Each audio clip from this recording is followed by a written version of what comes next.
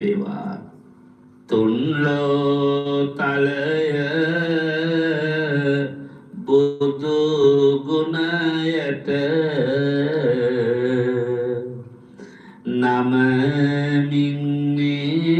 නමමින්නේ මගේ බුදු රදුන් හැම දුක් දුරු කරවන්නේ මඳුර දහම් ගඟ සිසිලයි ගෙන දෙන්නේ ඒදම් දෙසන්නයි වැඳ අවසර ගන්නේ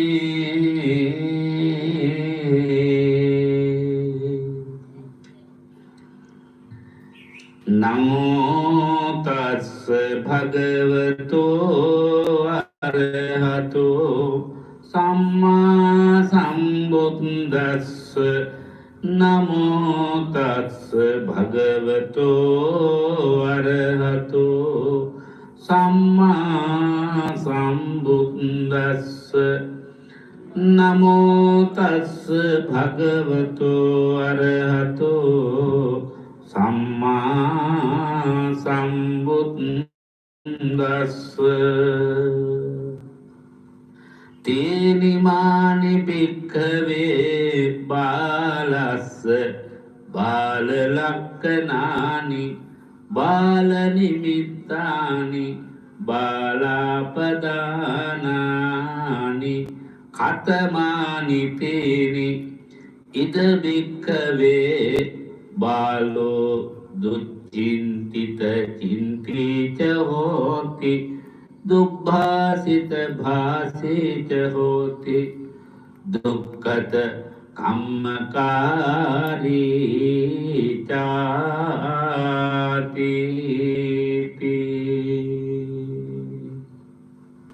අප්‍රමාණ ගුණ ඇති දහම් සාගරය තුලින් ලද ආධ්‍යාත්මික මෙහෙයවීමෙන් තම ජීවිතය මේ ලෞතර ශාසනය තුල ප්‍රවර්ධයා භූමියකින්ම සරසාගෙන ඒ ගමන ආරම්භ කළ යුතුයි ගමන් කළ යුතුයි ගමන නිමා කළ යුතුයි කියන උතුම් ප්‍රාර්ථනාවෙන් ලද උතුම් පැවිදි ජීවිතය ඇති අභිවන්දනීය මහා සංඝරත්නයන් අපට ආශිර්වාදයක් අවසරයක් වේවා කියලා අදත් සුපුරුදු ලෙස මෙත් පාවුල සඳහන් මැදුර තුල සිට ආරාධනා කරනවා සිහි කරනවා දහම් මඟට එලෙසින්ම නැමුණු ජීවිතය ඇති ගරු කටයුතු මෙහෙණින් වහන්සේලා සදැහැති වාසනාවන්ත ධර්මකාමී පින්නතුනි ඔබ හැමදෙනාම අදත් ඒමා සංගරුවන වෙනුවෙන් සිහිපත් කළා වගේ අපේ සංසාර චාරිකාවෙහි ඉතා වැදගත් කඩයිමකට ගොඩ වී සිටින මේ වෙලාවේ ඒ සංසාර ගමනෙහි තවදුරටත් දිගින් දිගටම භව වශයෙන් නිමග්න නොවි ජීවිත වශයෙන් බැඳී තිබෙන මේ සංසාරයේ තමන්ගේ හද මන්දිරයේ මුදවා ගන්න ආකාරය පිළිබඳව දහම් කරුණු ටිකක් හද මණ්ඩලයට ගොනු කර ගන්නටයි මේ වටිනා මොහොතෙහි ওই හද මණ්ඩලයේ දොර ඇරගෙන ඊටම උසස් ධර්ම ගෞරවයෙන් සුපුරුදු ලෙස මේ සූදානම් වෙන්නේ. අද ඒ දහම් අවබෝධය කරා අපේ හිත ගෙන යන්නට අපට ශක්තිය ළඟා කර දෙන්නේ දායකත්වයේ දරන්නේ ජීවිත ගමනෙහි 71 වසරක් ගුණධර්ම පූර්ණේ කරමින් ශාසනානුලෝභික වතපිළිවෙතෙහි නියැලෙමින් තමන්ගෙන් ලෞතර ශාසනයට ආශ්‍රිත වූ සියලු ගෘහස්ත ජීවිතයේ සියලු ඥාතීන්ට සුජීවත් වන ගම්මානයකට තම යුතුය කම්මිෂ්ඨ කරමින් අපව හැරී බලා සතුටින් ඒ අනුස්පන්දීය පින්කම දෙස යෙදෙමින් ඉතිරි ජීවිත කොටස අර මම සිහිපත් කළා වගේ සංසාර ගමනෙහි භව වශයෙන් දීර්ඝ වන්නට නොව සංසාර ගමනේ නිමාව දකින්නට කල යුත්තේ මොනවද වටහාගෙන ධර්ම දිනයකදී සිදු කර ගන්නා බලවත් පින්කමකට හිත යොමු කරන්නේ. අම්බලන්ගොඩ ගාලුපාරේ අංක 517 නිවසේ පදිංචි පින්වත් රුක්මනී මෑණියන් වහන්සේ. අපේ පින්වත් දර්ශන පුතුන් වහන්සේ පත් කළා වගේ අපත් ඉත සිටින්ම බුදු පුතුන් වශයෙන් නොත් සදැහැති සකල විද බෞද්ධ ජනතාව අපට ධර්ම දානයක් ලබා ගන්නට දහමකින් සැනසීම ගන්නට අද දවසේ ශක්තිය ධෛර්යය දෙන රුක්මනී මාතාව නිදුක් වෙත්වා නිරෝග වෙත්වා සුවපත් වෙත්වා සියක්වස් ආයු වඩන ආධ්‍යාත්මික ධර්මයාගේ අභිවර්ධනය උදාපත් කරගන්න පින්වන්තම මාතාවක් වන්නට අපේ ආශිර්වාදය වේවා කියලා ප්‍රාර්ථනා කරමිනුයි ධර්ම දේශනාවට අපි පිවිසෙන්නට බලාපොරොත්තු වෙන්නේ. වාසනාවන්ත පින්වත්නි, ලෝකයට ප්‍රාදුර්භූත වන භාග්‍යවතුන් වහන්සේ අඳුරාගත්තු ධර්මතා හතරක් අපි දන්නවා. භාග්‍යවතුන් වහන්සේ අඳුනාගත්තු මේ ධර්මතා හතර පළවෙනි ධර්මතාව තමයි සංසාර ධර්මතාවය. දෙවෙනි ධර්මතාවය තමයි සංසාරය ඇතිවීම සඳහා බලපාන ධර්මතාවය. තුන්වෙනි ධර්මතාවය තමයි සංසාරය අවසන් කිරීමේ ධර්මතාවය. එහෙම නැත්නම් නිබ්බාන ධර්මතාවය. හතරවෙනි ධර්මතාවය තමයි ඒ සංසාරයේ අවසන් කිරීමේ ප්‍රයාමාර්ගයේ පිළිබඳ ධර්මතාවය. නැවත හැල බැලුවොත් ඔකටම තමයි චතුරාර්ය සත්‍යය කියලා කියන්නේ. චතුරාර්ය සත්‍යය ගත්තොත් පින්වත්නි, දැන් ඔබට මතකයි මොකද්ද ධර්මතා හතර? සංසාරයේ කියන කාරණාව පිළිබඳ ධර්මතාවය, සංසාරයේ ඇතිවීමේ හේතුව පිළිබඳ ධර්මතාවය, සංසාරයේ නැති කිරීමේ ධර්ම මාර්ගය පිළිබඳ ධර්මතාවය, සංසාරයේ නැති කිරීම පිළිබඳ ධර්මතාවය හතරනේ. ඕකටම තමයි චතුරාර්ය සත්‍යය කියලා කියන්නේ. එතනදී වෙනස් වෙන්නේ දුක පිළිබඳ ධර්මතාවය, දුකෙහි හේතුව පිළිබඳ ධර්මතාවය, දුක නැති කිරීම පිළිබඳ ධර්මතාවය, දුක නැති කිරීමේ ධර්ම මාර්ගය පිළිබඳ ධර්මතාවයක් නේ.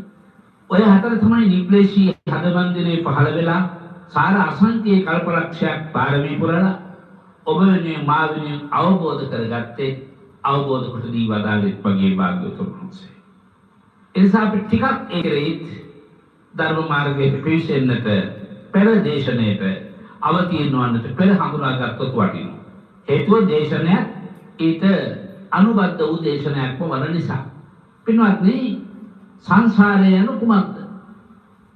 ස්කන්ධ ධාතු ආයතනාදීහි නොසිදී පැවැත්ම සංසාරයයි.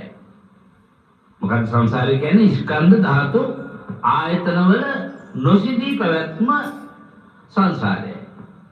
හරියට මේ නොසිදී පැවැත්ම කියනකොට අපි මතක තියාගන්න ඕනේ ගංගාවක් වගේ කියලා. දැන් අපි දන්නවා උදාහරණයක් වශයෙන් කඳු ශිඛරයක් මතින් ඉතා කුඩා දිය දහරකින් තමයි ගංගාවක් ආරම්භ වෙන්නේ. ඒ දිය දහරක පහළට ගලාගෙන එද්දී තවත් ඇලදොල ආදී එකතු වෙලා ගංගාවක් වශයෙන් නොසිදී ගලාගෙන යනවා. නොසිදී ගලාගෙන යනවා. ගිහින් නැවතින්නේ කොහෙද? සංසාරේ. එහෙම නැත්නම් කොහෙද මම සිංහලෙන් කිව්වේ? ඒකම තමයි මේ පාලියෙන් කියන්නේ. ස්කන්ධ රසක නොසිදී පැවැත්ම සංසාරයයි. කොහොමද මේ ස්කන්ධය? අපිට ස්කන්ධ පහක් තියෙනවා.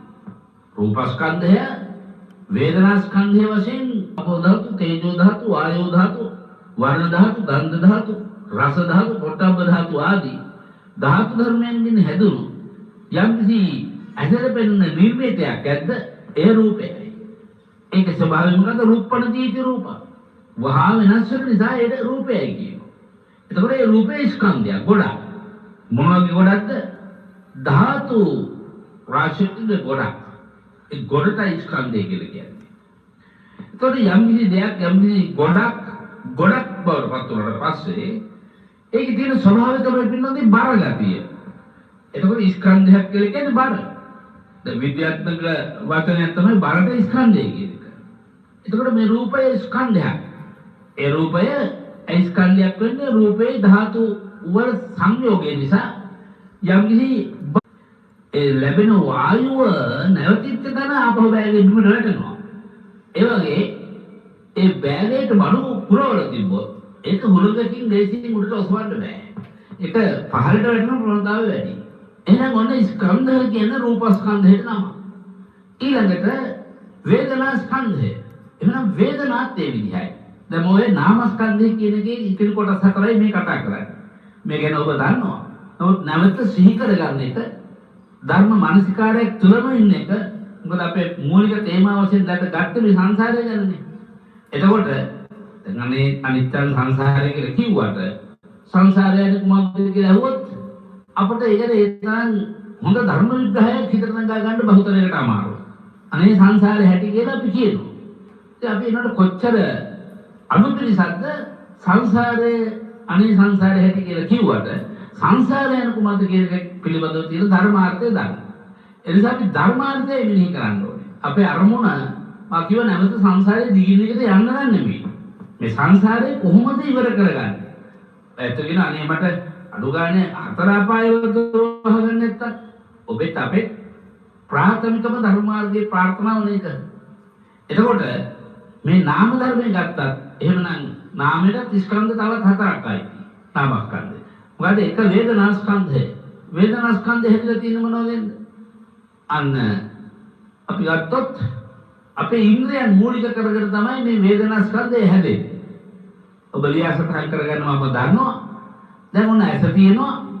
ඇසත් ඔන්න වේදනා ස්කන්ධය හදන එක මූල ද්‍රව්‍යයක්. ඊළඟට ඇසට හමු වෙනවා රූපයක්. ඇසට රූපයක් හමු වෙනවා. එහෙනම් ඇසට හමු වෙන රූපයක් වේදනා ස්කන්ධය හදන තවත් ධර්මතාවයක්. එතකොට චක්කුංච පටිච්ච රූපේච ඇසත් රූපයක් කියලා නේද කිව්වා. ඊළඟට ඒකට යොමු වෙන මානසිකත්වය ඒක කියන්නේ විඥානය කියලා. දැන් මේ තුන් දෙනා කවුද තුන් දෙනා? ඇසත් රූපයක් ඒ වගේම ඒ වෙනුවෙන් යොමු වෙච්ච මානසිකත්වය විඥානය. මේ තුන් දෙනාගේ එකතුව නිසා ඒ එකතු වීමට කියන ස්පර්ශය කියන අන්න ස්පර්ශය කියන මේ තුන් කාරණේ නැත්තම් කරුණු හතර දැන් මොනවාද කරුණු හතර? රූපය, ඇස, විඥානය, මේ තුනේ නිසා හටගත්ත ස්පර්ශය. අන්න ස්පර්ශය නිසා තමයි වේදනාව කියන ස්කන්ධය හටගන්නේ. ඒතකොට වේදනාව තමයි එකක් නෙමෙයි. දැන් අපි වේදනාව කී ආකාරද කියලා අහුවොත් වේදනානුපස්සනාව මෙනෙහි කර නැත්නම් දන්නවා. අනිත් ඇයිද කරුම් කියන හිතනවා වේදනාව තුන් ආකාරයිද. පින්නත් ඔබට මෙහෙම ස්පර්ශපත්‍ය වේදනා කියන තැන එන්නේ කොතනද කියන එක පැහැදිලි නේ. මේ තමයි සංසාර ධර්මතාවය. සංසාර ධර්මතාවයේ තේරුම් ගන්න නැත්නම් සංසාරේ ඉතර වෙන්න බෑ. එතකොට මේ ඉන්ද්‍රයන්ට ආරම්මන ධර්මයන් සංයෝග වෙලා ඒකට විඥානයත් එකතු වෙලා ඒකෙන් හටගන්න ස්පර්ශය කරන කොටගෙන උපදින වූ වේදනාවට කියනවා වේදනා ස්කන්ධය කියලා. වේදනා ස්කන්ධය. ඒතර වේදනා ස්කන්ධයේ ප්‍රතිඵලයක් වශයෙන් තමයි ඒ අරමුණු වල ස්වභාවයේ ප්‍රතිඵලයක් වශයෙන් තමයි මේක සැප වේදනාවක්, මේක දුක් වේදනාවක්, මේක උපේක්ෂා වේදනාවක් කියලා වේදනාව බෙදා ගන්න පුළුවන් වෙන්නේ. එතකොට මේ වේදනාව තමයි අපි සංසාරයේ තියෙන දුක කියලා අපි අඳුරගන්නේ. ඒතර වේදනා තුනක් තිබුණා. භාග්‍යවතුන් වහන්සේ තුනේම තියෙන පොදු මිශ්‍රණය නැත්නම් පොදු ධර්මතාවයේ හැටියට තමයි දුක්ඛ ආර්ය සත්‍ය කියලා දේශනා කරන්නේ. ඒකත් දැනට මෙතෙන්දී මතකයට ගන්න එක හොඳයි. සුඛ වේදනා, දුක්ඛ වේදනා, උපේක්ඛා වේදනා කියලා තුනක් තියෙනවා හැබැයි. නමුත් භාග්‍යවතුන් වහන්සේ මේ වේදනා තුනෙන් සත්‍ය වේදනාව වශයෙන් හඳුන්වන්නේ. ඒවා දුක්ඛ ආර්ය සත්‍ය කියලා තමයි වේදනා තුනෙන් එක සත්‍යයි සත්‍යයක් වශයෙන් ගන්න. අනිත් තුනම සත්‍යතාවයේ මතුවෙනතුරු පවතින සත්‍යතාවයේ මතුවෙනතුරු පවතින මායාවන් දෙකක්. මොකද්ද? අර කොච්චර ලස්සනද කියලා දේශනාව. සැපයත් එක්තරා මායාවක්, උපේක්ෂා වේදනා කියන එකත් එක්තරා මායාවක්. එහෙනම් මායාවක් නොවන්නේ මොකද්ද? දුක්ඛ සත්‍ය. යමෙකුට මෙන්න මේක අවබෝධ කරගන්න පුළුවන් නම් මේක මල් පහන් පූජා කරලා හැබැයි පාපපත්තු කරලා දාන් දීන වෙන මොනම ආංශයක්වත් කරලා කෙනෙකුට මේක අවබෝධ කරගන්න බෑ. වේදනා ස්කන්ධය අවබෝධ කරගන්න බෑ. මොකද භාග්‍යවතුන් වහන්සේ චතුරාර්ය සත්‍යයෙන් මුල පුරන්නේ කුමක් විග්‍රහ කරලා පෙන්නන්නද කියලා ඇහුවොත් ඔබට මට හොඳ උත්තරයක් තියෙනවා. මොකක්ද? භාග්‍යවතුන් වහන්සේ උත්සාහ කරන්නේ වේදනාව විග්‍රහ කරලා පෙන්නන්නයි. භාග්‍යවතුන් වහන්සේ උත්සාහ කරන්නේ වේදනාවන්ගේ හේතුව කියලා දෙන්නයි. භාග්‍යවතුන් වහන්සේ උත්සාහ කරන්නේ වේදනාවේ නිරෝධය කියලා දෙන්නයි. භාග්‍යවතුන් වහන්සේ ධර්ම දේශනා කරන්නේ වේදනා නිරෝධ කරන ක්‍රමවේදය උගන්වන්නයි. මේක තමයි අපි වටහා ගන්න ඕනේ. මෙතන තමයි වැදගත් ධර්මාර්ථය තියෙන්නේ.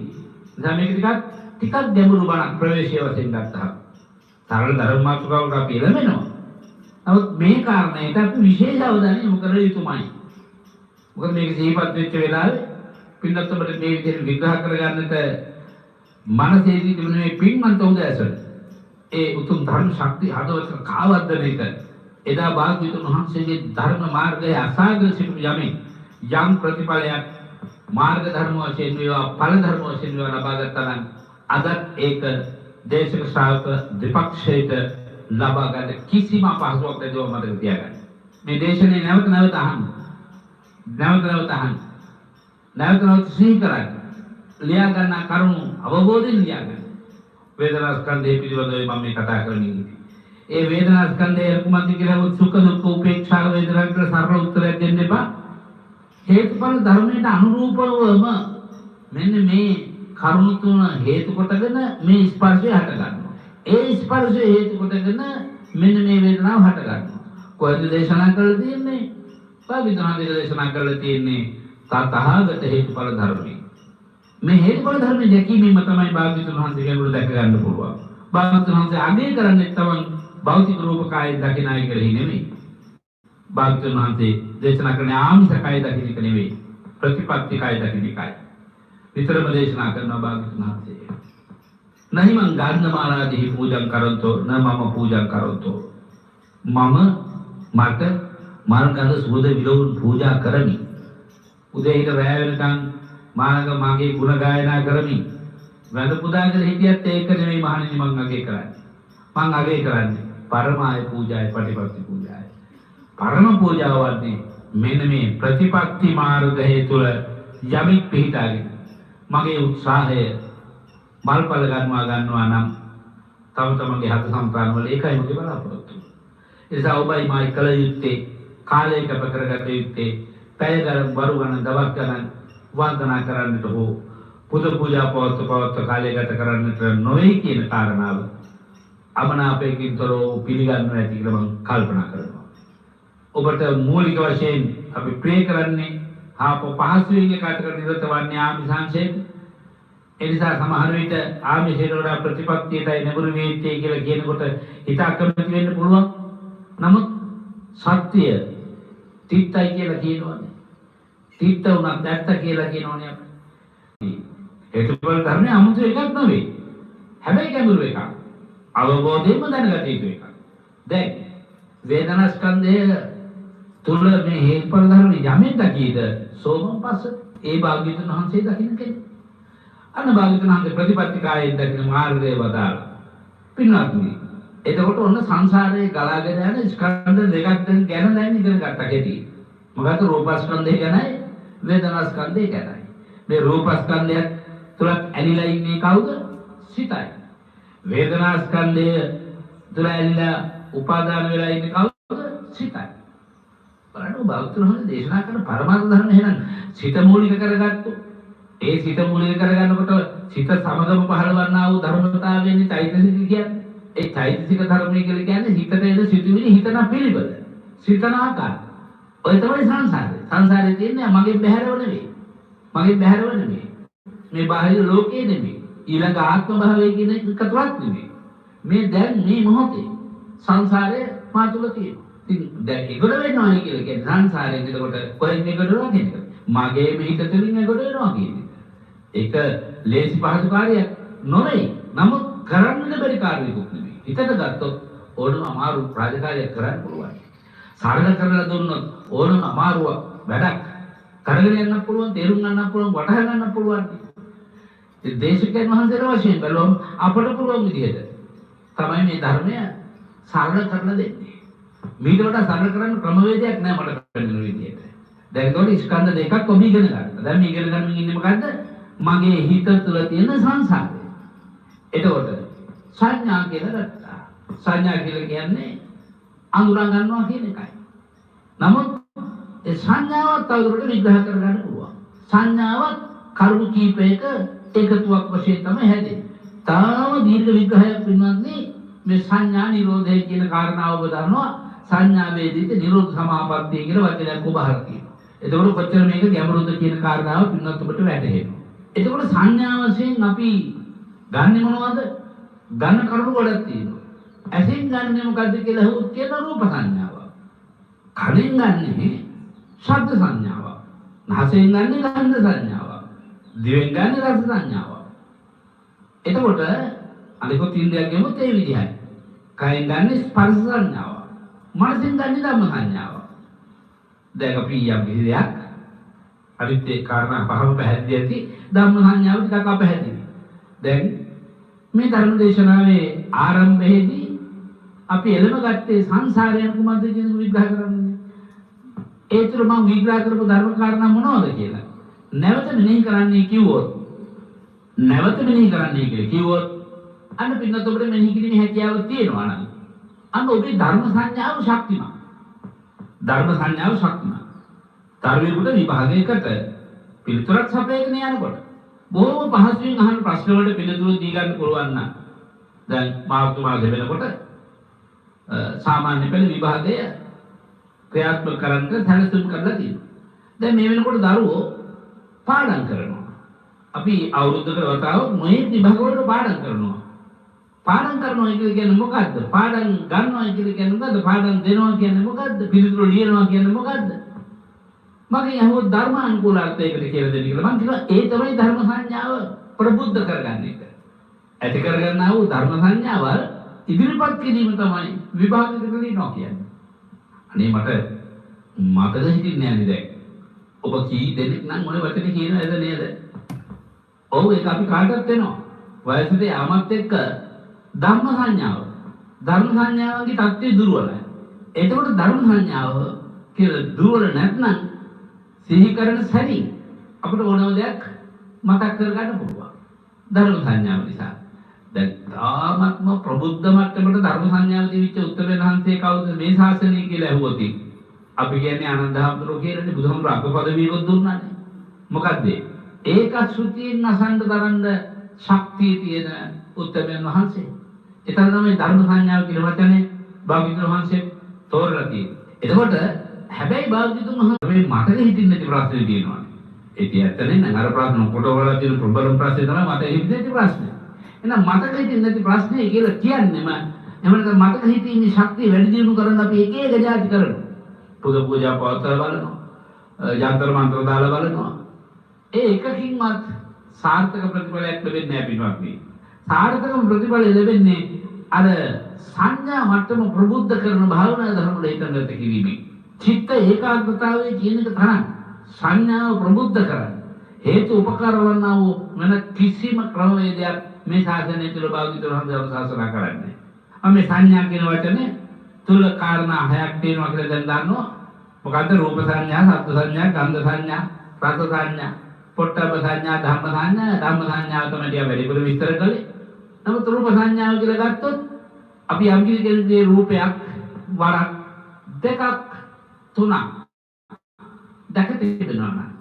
ඊට පස්සේ අවුරුදු ගානක් දැක ගන්න නොලබුණත් ඒ රූපය නැත්නම් ඒ පුද්ගලයා අවුරුදු ගානකට පස්සේ දැක්කම එකවරම දැන් එදා දැක්ක රූපයට වඩා දැන් දකින්න රූපය එදා හිතේ සටහන් කරගත්ත රූප සංඥාවට වඩා දැන් ඇස් ඉදිරියේ පේන රූප සංඥාව අවුරුදු ගානකට පස්සේ වෙනස් වෙන්න පුළුවන්.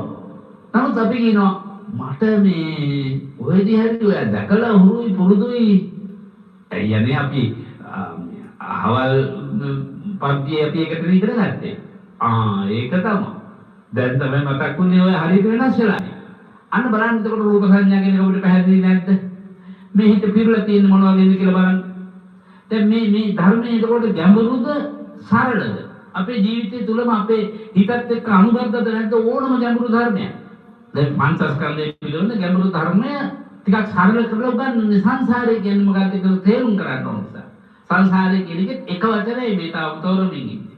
මොකද වචනේ කන්ධ, එහෙම නැත්නම් ස්කන්ධ, එහෙම නැත්නම් බාර, එහෙම නැත්නම් ගොඩ, අන්න ඒ සමූහය මේ ඕන වචනින් කියන්න පුළුවන් අර්ථයක් තියෙනවා සංසාරය කියන්නේ. එතකොට දැන් අපි සත්‍ය සංඥාවත් එහෙමයි.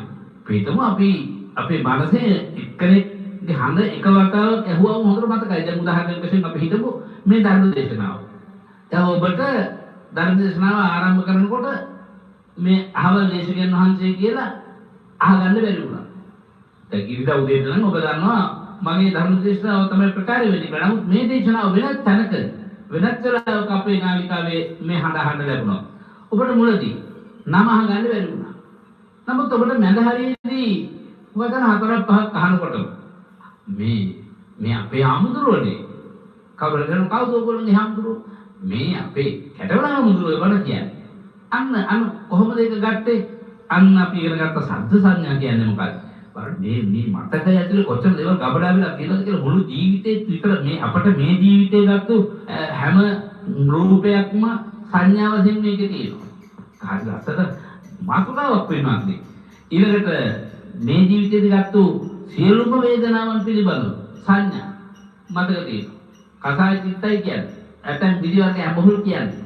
ඇතැම් දේවල් වල තියෙන රසය මිහිර පිළිබඳ අත්දැකීම් සංඥා බලන්න මේ එකම හිත ඇතුළේ මේක මේ ගබඩා වෙලා තියෙන හිත කියන එක කොච්චර විශාල එකක්ද කියලා කල්පනා කරන්නකෝ. නමුත් ඒ ඇතුලේ ගබඩා කරන්න පුළුවන් ප්‍රමාණය කොච්චරද කියලා කල්පනා කරනකොට තමයි හිත කොච්චර විශාලද කියලා තේරෙන්නේ. නමුත් හිත කියන්නේ බොහොම කුඩා ශක්ති විශේෂය. ඒ කුඩා ශක්ති විශේෂය තුළ තමයි මේ සියල්ල තැන්පත් වෙලා තියෙන්නේ. ඒක හිත කියන්නේ කුමක්ද කියන කාරණාව ගැන කතා කළොත් මීට වඩා වෙනස් පුළුල් තරකට ධර්ම දේශනාව ගෙන යන්නට වෙනවා. පටවල පරමාර්ථ ධර්ම පිළිබඳව කෙටි පිළිසඳරක යෙදෙන්නටයි අපේ පිටුතුලා තමයි. පින්වත් එතකොට රූප සංඥා, ශබ්ද සංඥා, ගන්ධ සංඥා, රස සංඥා ආදී වශයෙන් මේ සංඥාවලුත් කොටවල් කියන එක දැන් පින්නත් ඔබට පැහැදිලි.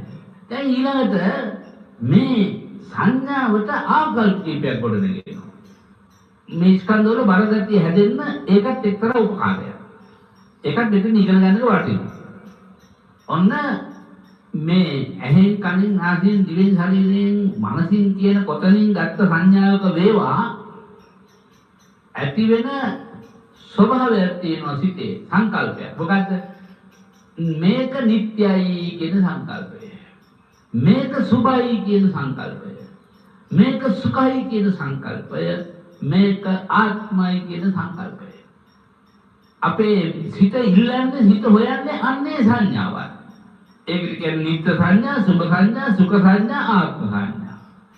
අන්න එතකොට භාගතුන් වහන්සේ මේ ස්කන්ධ පහෙන් දැන් වේදනා සංඥා කියන ස්කන්ධ දෙක එක ළඟයි තියෙන කියන එක දැන් ඔබ දන්නවා. මේ සංඥා වේදිත නිරෝධය කියන වචනය සමාපත්තියක් දක්වා ජීුණ වෙනවා කියන කාරණාව පින්නත් ඔබට මම සැකයෙන් මතක් කරා. ඒ සංඥා වේදිත නිරෝධ සමාපත්තිය ගැන බරක් දේශනා කරන්නට නෙවෙයි කියලා සූදානම් වෙන්නේ. නමුත් මතු දිනක දේශනාවක් පුළුල් වශයෙන් දේශනා කරනකොට මම හෝ වෙනත් දේශකයන් වහන්සේ නම ඔබට මේ ප්‍රශ්න අහන්න පුළුවන්. ඔයගොල්ලෝ තව දුරටත් අන්න අහවලසිට අපි මේක අහලා තිබුණයි කියන කාරණාව වටහා ගන්න පුළුවන්. අපි කවදා හරි දවසක මේ සංඥා වේදිත නිරෝධය තමයි හදා ගන්න ඕනේ. එතන තමයි උත්තරීතර නිබ්බාන ධාතුවට පිවිසෙන සර්ණමය දොරටුව තියෙන්නේ. එතකොට සංඥාවන් වශයෙන් ගත්ත මේ ලෝකේ හැම පණ ඇති දෙයක්ම පින්වත්නි ස්ථිරව පවතින්නේ නැත කියන අවබෝධය ලබා දීම තමයි භාගතුන් වහන්සේගේ ධර්ම මාර්ගයේ තියෙන සුවිශේෂතාවය. මොකද වේදනාවේ වෙනස් වීම, වේදනා නිරෝධය කියලා ගමු එකට. සංඥාවන්ගේ වෙනස් වීම. අපි ඒක සංඥාවන්ගේ නිරෝධය කියලා ගමු. එතකොට සංඥා වේදිත නිරෝධය කියන්නේ මොකක්ද කියන එක ගැන දල රූපයක් හිත ඇතුලේ ගොඩනගෙනවා. දල අදහසක් හිත ඇතුලේ ගොඩනගෙනවා. දැන් මේ ගත්තා වූ සියලුම සංඥාවන් නිට්ටයයි කියන එක හිතට නගා ගැනීම හිතේ සාමාන්‍ය ස්වභාවය. නමුත් ඒ ගත්ත සංඥාවුත් එක්ක ගත්ත වේදනාවක් වල වෙනස ඇති වෙනකොට යාට වැටෙන්න පටන් ගන්න දෙයක් තියෙනවා. මොකද්ද? අනේ මං නිත්‍යයි කියලා ගත්ත සංඥාව අනිත්‍යයි. මං නිත්‍යයි කියලා ගත්ත වේදනාව අනිත්‍යයි. අන්න බලන්න කොච්චර පහසුවෙන් ගන්න පුළුවන්ද කියලා. ඔබ ජීවිතේ සැපයක් ලැබෙයි කියලා හිතාගෙන මෙතෙක් ජීවිතේට ලං කරගත්තු දේවල් වලින් අද මේ මොහොත වෙන විට පින්නත් ඔබට කොච්චර දේවල් වලින් යම්කිසි දුකක් කුරුම වෙලා තියෙනවද කියන කාරණාව අහලා බැලුවොත් වැඩිපුර සැපයි කියලා මේ සැප මට නිත්‍ය වශයෙන් හැමදාම පවතී කියලා හිතපු ඔබ ජීවිතයේ තියෙන තුරු ලබන්නට පුළුවන් වෙයි මට සැපවත් ජීවිතයක් කියලා හිතපු ඔබ ඒ සැපවත් ජීවිතයේ අතරින්ම වැඩිපුර අත්දැකලා තියෙන මොනවද කියලා හොත් ඔබ කියයිනේ ස්වාමීනි දුක තමයි වැඩිපුර අත්දැකේ. ඒක සත්‍යයක්ද? පින්නත් ඔබම උත්තරය දී ගන්න. ඔබ ජීවිතේ සැපයි කියලා හොයපු හැම දෙයකින්ම ඔබට උරුබුනේ දුකක් නම් අන්න ඔබට තේරුණා නිත්‍ය සංඥාවෙන් නැත්නම් නිත්‍ය වේදනාවෙන් හටගත්තේ අනිත්‍ය බවක්මයි. නිත්‍යයි කියලා ගත්ත සංඥාව ධර්ම ජීවිත අත්දැකීමෙන්ම මට වැටහුණා අනිත්‍යයි කියලා. අන්න භාග්‍යතුන් ධර්ම මාර්ගයේ දොර අරින්න නැතෙන්දයි පින්නත්. එතකොට සුභයි කියලා ගත්තු සුභයි කියන්නේ හොඳයි කියන එකනේ. හොඳයි කියලා ගත්තු බොහෝ දේවල් අපට යහපතට හේතු වෙච්ච අවස්ථා ජීවිතේ බලන්නේ කිව්වොත් ඔන්න සුභයි කියලා ගත්තු දේවල් අසුභයි කියලා වැටෙච්ච අවස්ථා. ඇත්තටම ඇත්තම උඩට වැටුණා. ඊළඟට සුඛ කියන්නේ සැපේ. ආපහු අරකම තමයි මේ විස්තර කරන්නේ. සැපයි කියලා ගත්තු දේවල් වලින් ඔබට යම්දාසක දුක වැටුණා නම් අන්න ඔබට සංඥාවන්ගේ අනිත් පැත්ත යථාර්ථය තේරුණා. මම සංඥාව විතරයි පින්නත් මේ ධර්ම මාර්ගය දැනට සම්බන්ධ කරේ. එතකොට පින්නත් ඔබට ගිරිමානන්ද වැනි සූත්‍ර දේශනාවලට තව ඉදිරියට ගියොත් මම අතන පළවෙනි කාරණේ අවසන් කරලා ඉන්නේ අනාත්ම සංඥා. ආත්ම කියන්නේ මේ මමය කියලා මගේ ශරීරය ගැන මම ගත්තා නම් සංඥාව. මේ අය මගේ කියලා ගත්තම මම සංඥාවක් ඒවා මට අවශ්‍ය ලෙසින් පවතින නැති වෙනකොට ඔන්න හිතනවා ඒකක්වත් මගේ නෙවෙයිනේ. මමවත් මගේ නෙවෙයිනේ. මගේ කයවත් මගේ නෙවෙයිනේ කියන හැඟීම යම් කිසි කෙනෙකුගේ හිතට පහළ වෙනවා නම් අන්න අඳුරගත්තා අන්න තේරුම් ගත්තා මොකද්ද අනාත්ම සංඥාව. එයාගේ හිතට පහළ වුණා අනාත්ම සංඥාව. එතකොට ආත්ම සංඥාව ප්‍රධාන කරගත්තු ධර්මතා හතරක් නිතරම සංඥාව කියලා කියන එකත් එක්ක ස්කන්ධගත වෙලා තියෙනවා. බොඩ ගැහිලා තියෙනවා. මොකද්ද? නිත්‍ය සංඥාව, සුඛ සංඥාව, සුඛ සංඥාව, ආත්ම සංඥාව. සංඥාව ස්කන්ධයක් වෙන්නේ කොහොමද කියලා හොත් උත්තර දෙන්න දැන් පුළුවන් නේ.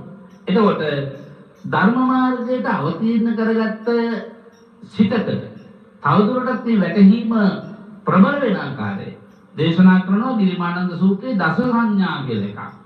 ඒ ගැන පින්නත් ඔබේ අවධානය යොමු කර විතරක් නිත්‍ය සංඥා, සුඛ සංඥා, ආදීනව සංඥා, විරාග සංඥා, පහාන සංඥා, නිරෝධ සංඥා, සබ්බ ලෝකේ අරමිත සංඥා, සබ්බ සංකාරේසු අනිත්‍ය සංඥා. අනේ මේ විදිහට සංඥාවම තමයි අපිව මේ සංසාරේ වැඩිපුර මුලා කරේ. ඒ නිසා තමයි සංඥාව පිළිබඳව මේ තරම් අතුරු කොටස් ප්‍රමාණයක් ධර්මයේ තුල සඳහන් වෙන්නේ කියන බව දැනට පින්වත්තුන් මතක තියාගන්න ඕනේ. අපි ඉදිරි ධර්ම දේශනාවල මේ පිළිබඳව තවදුරටත් විග්‍රහ කරලා දෙන්නට ඕනේ කියන කල්පනාව මේ දේශනාව කරගෙන යන අතරදී මට මතක් වුණා කාලේ පිළිමහ ගන්න ඕන නිසා තමයි පුළුවන් තරම් සාරාංශ කරලා මේක දේශනා කරන්න ඔබට අදහසක් ගන්නට. මොකක් ගැනද? සංසාරය ඔබ දන්නවද කියන කාරණාව තේරුම් කරලා දෙන්න. එතකොට දැන් අපි ස්කන්ධ තුනක් ගත්තා රූපස්කන්ධය, වේදනාස්කන්ධය, සංඥාස්කන්ධය. ඊළඟට දැන් මොකද්ද? සංකාරස්කන්ධයනේ. සංඛාරය මොනවද? අර්ථ ගොඩක් තියෙනවා. සංඛාරයේ යෙදෙන තැනට අනුව අර්ථ රාශියක සංඛාරය යෙදෙනවා පින්වත්නි. සංඛාරය යන පොදුවේ ගත්තාම අර්ථය තමයි සකස් වීම. දැන් අපි කියුවොත් ගඩොලයක් සකස් වෙලා තියෙන්නේ කොහොමද? මැටි වලින්, වතුර වලින්, වැලි වලින්. මේ විදිහ අපිට නොයෙක් ආකාරයක දාලා තියෙන සංයෝග ගැන. සමහරට ගඩොලයක් වර්ණවත් කරලා තියෙන වර්ණ වලින් නැත්නම් ස්වභාවිකව වර්ණවත් පසින් හදනවා නම් එහෙමයි. අපි ඒවට නොයෙක් දන් කියනවනේ. මෝඩ ගඩොල් කියලා කියන්නේ නේද?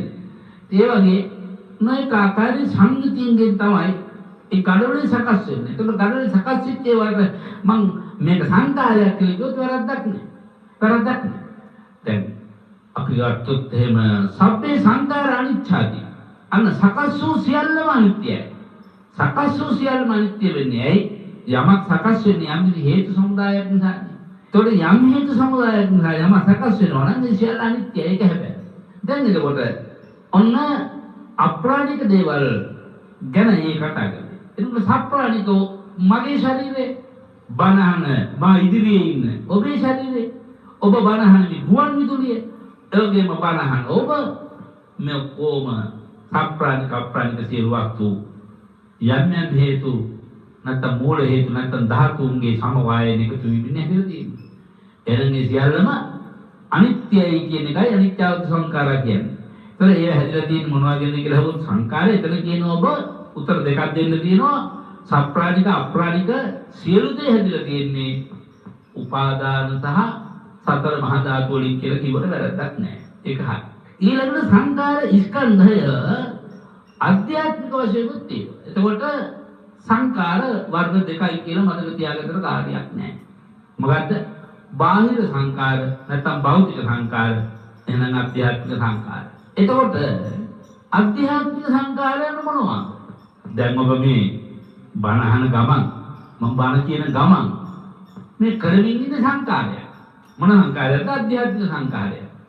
අධ්‍යාත්මික සංඛාර කොටස් තුනයිනේ. පින පිළිබඳ සංස්කරණය කරගන්නවා.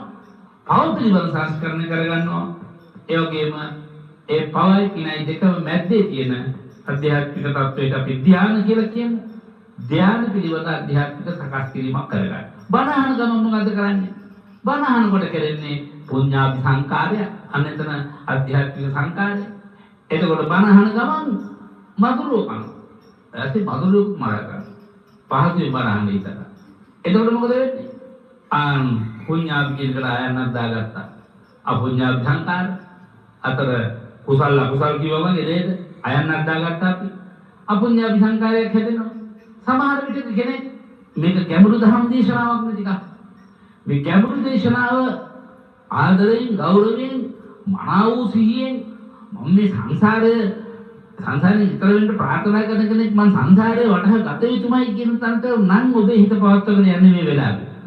අන්න ඔබට හිතෙනවා නම් මේ බණ ටික මම පිනක් මෙනෙන් අහනවත් නෙමෙයි. මම වෙන කිසියම්ම දෙයකට මේ බණ ටික ඉවර වෙනකන් හිත යොදවන්නේ නැහැ. මේ ටික මට පළවෙනි පියවරේදී නොවැටහෙන්න වෙන්න පුළුවන්. මම නැවත චින්තාමය ඥානෙට හසු කරගෙන පස්සේ දීපත් කරන්න මං හිතේ තියා ගන්නවා කියලා හිතනවා. එතකොට මොනවද වෙන්නේ? අන්න හිතෙනවා ධ්‍යාන සංකාරය ඇති වෙනවා. මොකද හිත එකඟ වෙලා තියෙන ධර්මයේ තුල. අන්න අධ්‍යාත්මික සංකාරය. මේ අධ්‍යාත්මික සංකාර ස්වභාවය. එතකොට මේ තුනම භවයට හේතු වෙන කාරණා තුනක්. දුගතියට හේතු වෙන ඒවා අපුඤ්ඤාභි සංකාර කියනවා. සුගතියට හේතු වෙන ඒවා පුඤ්ඤාභි සංකාර කියනවා. ඒ වගේම රූපාවචර අරූපාවචර බ්‍රහ්ම ලෝක තත්වයට හේතු මුක්ත වෙන ඒවා ආනින්ජාභි සංකාර කියලා කියනවා. දැන් ඔබ හිතන හොඳට දන්න. දැන් මම අද ධර්ම දේශනාවට මාතෘකා කරගත්තේ තව මේ උද්දච්ච කුක්කුච්ච කියන නීවරණ ධර්මයට සාධාරණව ඒ කාරණේ වැටහෙන තුරු විවිධ නිදර්ශන ඉදිරිපත් කරමින් කරන දේශනා පිළිවෙලක් පින්වත් මේ දේශනා ටික කරගෙන යන්නට දිගට අවස්ථාව සැලසෙනකොට මම ඒක සැලසුම් කරගෙන තියෙන මේ විදිහයි. ඉතින් ඒ තුලින් අපාගත වන සත්‍යයන්ගේ ස්වභාවය, දිව්‍ය ලෝකගත වන නායකගේ ස්වභාවය, රූපාවචර අරූපාවචර ආයගේ හිත්ගත වන ස්වභාවය, යෝගීම නිවන් දකිනාගේ ස්වභාවයක් තියෙනවා. මේ ස්වභාව පහම විග්‍රහ කරන දේශනා මාලාවක් මම මේ දේශනා කරන්න යනවා. මම ඔබට එකින් එක අමුණලා සමස්ත දේශනාව මත දවසක එකට එකතු කරලා පෙන්වනකොට වැටහි අහවල් දවසේ කළ දේශනාව ඇත්තටම මේකට ප්‍රත්‍යක් තමයි. ඇත්තටම මේකට උපකාරයක් තමයි. එහෙනම් මේ සංසාරය ගැන උගන්වන මේ කාරණා ටික තුල පින්වත් ඔබට උද්දච්ච කුක්කුච්චේ මනාව වටහා ගන්න පුළුවන්. උද්දච්ච කුක්කුච්ච කියන නීවරණ තත්ත්වය ඉවත් කරන්න පුළුවන් විදිහේ ධර්මාභෝධයක් ඇත්තට මේ තුල ලැබෙනවා. මගේ දේශනාව තේමා කරගෙන මාතෘකා කරගත්තේ මම මෙතනින්. නමුත් මේ දේශනාවට පිළිසුනහම ස්වභාවිකවම පින්වත්නි අපි ධර්මයේ තුල හිත පවත්වනකොට අපිට ධර්මයේ එක කරුණක් නිස්පත වුණොත් ඇති. මුළු දේශනාව මේ ඔස්සේ සිද්ධ කරගෙන යන්න පුළුවන්. ඒ සංසාරයේ කියන එක මතක් වුණා. අපි රසන සත්‍යයන් වගේ මතක් වුණා. ඒක තමයි දැන් මේ ප්‍රබුද්ධ කරගෙන ඉදිරියට දේශනාවක් වශයෙන් දේශනා කරගෙන යන්නේ. දැන් එතකොට දැන් පින්නත් ඔබගේ හිතේ ගොනුණා සංකාර කියන වචනේ පිළිබඳ පළ අදහසක් නේ. දැන් අප මතක් කරන්නේ කිව්වොත් මොකද්ද භෞතික සංකාර ගැන කිව්වා පින්වත්. ධ්‍යාන තත්ත්වයත් එහෙමයි. ධ්‍යානයේකට පඨවි කසිනයක් වේවා, ආපෝ කසිනයක් වේවා, තේජෝ කසිනයක් වේවා, වායෝ කසිනයක් වේවා යම්කිසි කසින නිමිත්තක් පාදක කරගන්න ඕනේ. චිත්ත ඒකාග්‍රතාවය වැඩි කර ගැනීම සඳහා එසේ චිත්ත ඒකාග්‍රතාවය වැඩි කරගන්නේ කියලා. අන්න ශක්තිය තියෙනවා. ආනෙන්ජා විසංකාර උපදවන්න. එහෙනම් බාහිර ධර්මතාවගේ ප්‍රයෝජනයි. ආධ්‍යාත්මික ස්වභාවය දෙකම තමයි. ඒ දෙකේම සංයෝගය තමයි සංකාර කියන්නේ. ඒක සංකාර කොටස් තුනක් නෙමෙයි. සමස්තයක් ලෙසට සංකාර කොටස් දෙකක්. මේ ඔක්කොම එකතුකොල සංකාර කොටස් පහක්. තව එකට ඊට වඩා විශාල ප්‍රමාණයක් සංකාර කියන වචනේ විග්‍රහ කරන්නට කරුණු තියෙනවා. ධර්මාර්ථයන් තියෙනවා පින්වත්නි. ඊළඟට පස්වෙනි කාරණේ තමයි විඥාන ස්කන්ධය. විඥාන ස්කන්ධය. මොකද්ද මේ විඥාන ස්කන්ධය තමයි සංසාරකාරිකාවට ගමන් කරන්නේ. ඒක තමයි දීර්ඝ වශයෙන්ම කතා කරන්න තියෙන තේමාව. නමුත් කාලයේ ගෙවි ගිය බව සඳහන් වෙනවා. ඊට වඩා කාරණා විස්තර කරන්න ලැබුණත් සැකෙමින් තේරුම් ගන්න රූපයන් පිළිබඳ යම් කිසි ස්වභාවයක් ඇද්ද, වේදනා පිළිබඳ යම් කිසි ස්වභාවයක් ඇද්ද, සංඥා පිළිබඳ යම් කිසි ස්වභාවයක් ඇද්ද, සංකාර පිළිබඳ යම් කිසි ස්වභාවයක් ඇද්ද. එහෙම නැත්නම් මේ ධර්ම දේශනාවේදී රූපය ගැන විග්‍රහ කළාද, වේදනාව ගැන විග්‍රහ කළාද, සංඥාව ගැන විග්‍රහ කළාද, සංකාරය ගැන විග්‍රහ කළාද, ඒ සියල්ල එකතුව විඥානයයි. ඒ සියල්ල එකතුව විඥානයයි. එහෙනම් විඥානය ගැන කතා කරනකොට පාවිච්චි මහන්සිය දේශනා කරනවානේ ආයුස්මාත විඥානං. මොකද්ද මරණවා කියන්නේ? ආයුෂයත් උෂ්ණයත් ඉවත් වීම. ඒ දෙක ගැන මම පැත්තකට දෙමු. ඒක අපිට පැහැදිලි එකක්. විඥානය ඉවත් වීම. එතකොට මේ කය ඇතුලේ තියෙන සිත විඥානයක් විඥානය කියලා කියන්නේ එතකොට අර රූප වේදනා සංඥා සංකාර හතරේම එකතුව. එහෙනම් ඊළඟ භවයට යන්නේ ඒ හතරේම එකතුවනේ විඥානයනේ. ඇයි යන්නේ විඥානය? විඥානය තුළ අර රූප අර වේදනා අර සංඥා අර සංකාර සියල්ලම උපාදාන වී තිබෙන නිසා. එතකොට විඥානය විසරුවා හැරීම තමයි විඥාන අනිදර්ශන. ගියදිහාවක් හොයාගන්න බැරුව විඥානය විසරුවනවා. ඒ කියන්නේ උපාදානය විසරුවනවා. එහෙනම් උපාදානය කියනකොටම ඔබට පැහැදිලි වෙනව නේද? උපාදාන පහයිනේ මොන පහද? රූප උපාදානස්කන්ධය, වේදනා උපාදානස්කන්ධය, සංඥා උපාදානස්කන්ධය, සංකාර උපාදානස්කන්ධය, විඥාන උපාදානස්කන්ධය. ඒක ස්කන්ධ පහයි. ඒ ස්කන්ධ පහේම ගොනුව සාරාංශය කියන්නේ කිව්වොත් ඔබ කියන විඥාන උපාදානස්කන්ධය. විඥාන උපාදානස්කන්ධය. ඒ විඥාන උපාදානස්කන්ධයෙන් යමක් උපාදාන කරගන්නේ තණ්හාව කියන නිසා. තණ්හාව ඇති වෙන්නේ යමක ඇතිගතු අවබෝධ නොවීම නිසා. එහෙනම් යමෙකුට රූප පිළිබඳ, වේදනා පිළිබඳ, සංඥා පිළිබඳ, සංකාර පිළිබඳ ඇතිගතු වටහා ගැනීම මේ සියල්ලම සංසාරයයි කියලා වැටහෙනවා.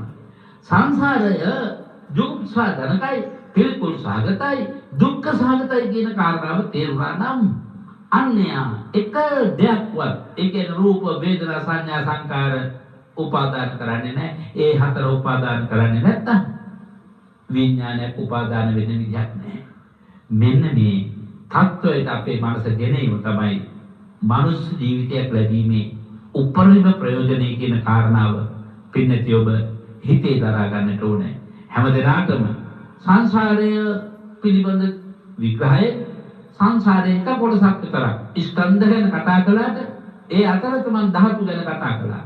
ඒ අතරත මම සක්කායතන, සෝතායතන, ගහනායතන, ජීවආයතන, කායතන, මනායතන කියන ආයතන ගැන කතා කළා.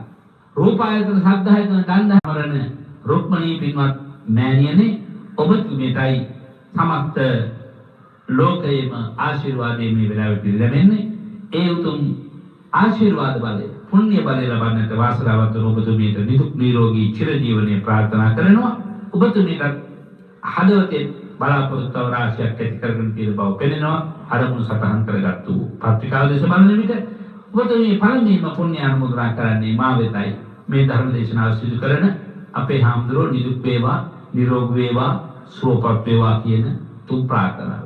ඉතින් දැඩි ලෙස කියනු මම යාන්තම් නිරෝගී සුවයටපත් වෙමින් සිටින වග පිටත් ඔබට මතක් කරන්නේ ඒ සදා ඔබ මට අප්‍රමාණ ශක්තිය, අප්‍රමාණ ධෛර්යය මේ හේතුවලට අපෝපකාර කරමින් ඒ වගේම නිරතුරුව නිබඳව මට ආශිර්වාද කරමින් පින්වත් ඔබ මගේ නිරෝගී සුවය අධිෂ්ඨාන කළා. එහි ඵල වශයෙන් යන්තම් නිරෝගී සුවයකටපත් වෙමින් තිබෙනවා. ඉදිරි නිරෝගී සුවය වෙනුවෙන් ඔබේ ආශිර්වාදයෙන් මංගල සිරිම අපේක්ෂා කරගෙන ඒක අතීත සංසාරේ එක භවයක නෙවෙයි සමහර භව ගණනාවක පුහුණු කළ ඇසීමක් වෙන්නට පුළුවන්.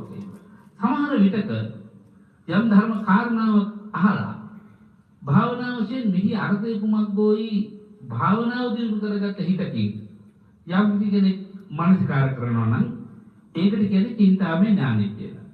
එතකොට කෙනෙකුගේ චින්තාමය ඥානය දිනු පවු වෙලා තියෙනකොට අකණ්ඩ ඕනෑම තේමාවකින් ධර්ම දේශනාවට බැසගත්තොත් කොයියම් තත්කින් හරි ධර්මයට බැසගත්තාම ඒ දේශනාව කලින් හොඳට අහලා හොඳට හිතලා නැවත නැවත මෙනෙහි කරලා භාවනාවෙන් ප්‍රගුණ කරලා තියෙන කෙනෙක් ඇත්නම් අන්නේ චින්තාමය භාවනාමය කියන මේ යුගලෙම ඇති කර ගන්න ප්‍රබෝධය නිසා ධර්මය විකටම දේශනා කරන්න යෑමේ හැකියාව තියෙනවා. අනිත් පැත්තෙන් මේ ජීවිතේදී ගත්තොත් මේ ජීවිතේ පොතපත අධ්‍යයනය කරලා යම් යම් දේවල් මතක තබා ගන්න.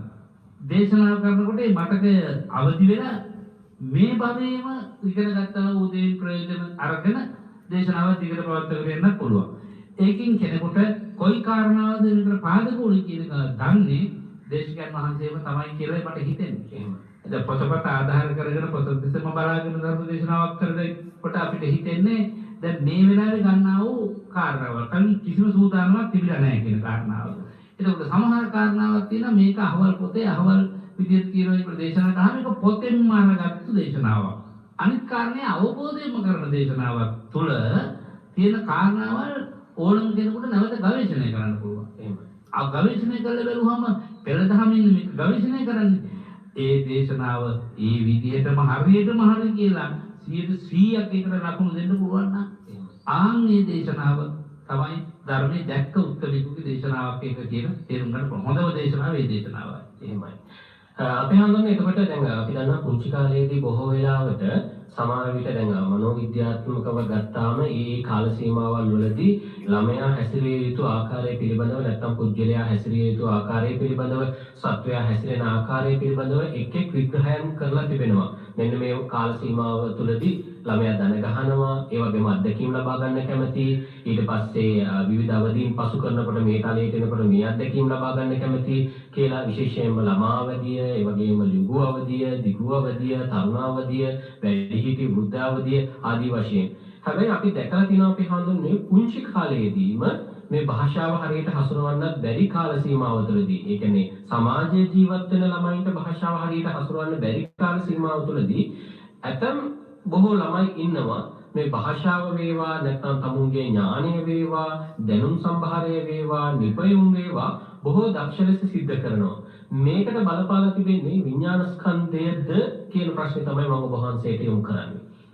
ඊට අපූර්ව ධර්ම විග්‍රහයක් කරන්නට ආරම්භ කරන ගැටලුවක් වශයෙන් තමයි පුතේ මේ ප්‍රශ්නේ මම දකින්නේ. ජීවිතයේ වෘද්ධතම අවධියේදී කෙනෙක් ලබන දහම් පරිචය කෙනෙකුගේ ජීවිතයේ ඉතා කුඩා අවධියේදීම විකසිත වෙන්න පටන් ගන්නවා නම් ඒක ප්‍රධානම හේතුව තමයි දැන් මනුෂ්‍ය ජීවිතයක් ලැබපු කෙනෙක් ගැන අපි මූලික වශයෙන් මේක කතා කරන්නේ. එහෙමයි. එතකොට මනුෂ්‍ය ජීවිතයක් ලබන්න අප්‍රමාණ ත්‍රි හේතුක ප්‍රතිසන්දි සහිත උත්කෘෂ්ඨ කුසලයක් චුති හිතට පෙර භවයේදී පදරන්න වෙන්න ඕනේ. එතකොට එයා පිනට ලැබිව හිටියොත් නේ ත්‍රි හේතුක ප්‍රතිසන්දියක් එහෙම නැත්නම් අලෝභ අද්වේෂ අමෝහ කියන තුන් හිතක් එකතු වෙලා ධර්ම මානසිකාරයේ තිබෙන නිසා තමයි එයා පින්වන්ත මව්පියන්ගේ දරුවෙක් හැටියට මේ භවෙදී ඉපදුනේ. එහෙමයි. එතකොට එයා අර චුති හිත පාදක වෙච්ච එහෙම නැත්නම් නව භවයේ ප්‍රතිසන්දියට පාදක වෙච්ච චුති හිත ආශ්‍රය කරගත් සිතුවිලි චුති හිතෙන් එපිටට තියෙනා වූ ඒ භවයේ ඇති කරගත්ත යම්තා උමුණු වෙච්ච යම් ධර්ම කාරණා ඇද්ද ඒ ධර්ම කාරණාවන් නව භවයේ තුල අලුත් අරමුණු ගන්නට පෙර ඒ කියන්නේ අලුත් ආත්ම භවයේ අවුරුදු 8ක් විතර වෙනකොට තමයි අලුත් අරමුණු වලින් එයාගේ හිත වැසී යන්නේ.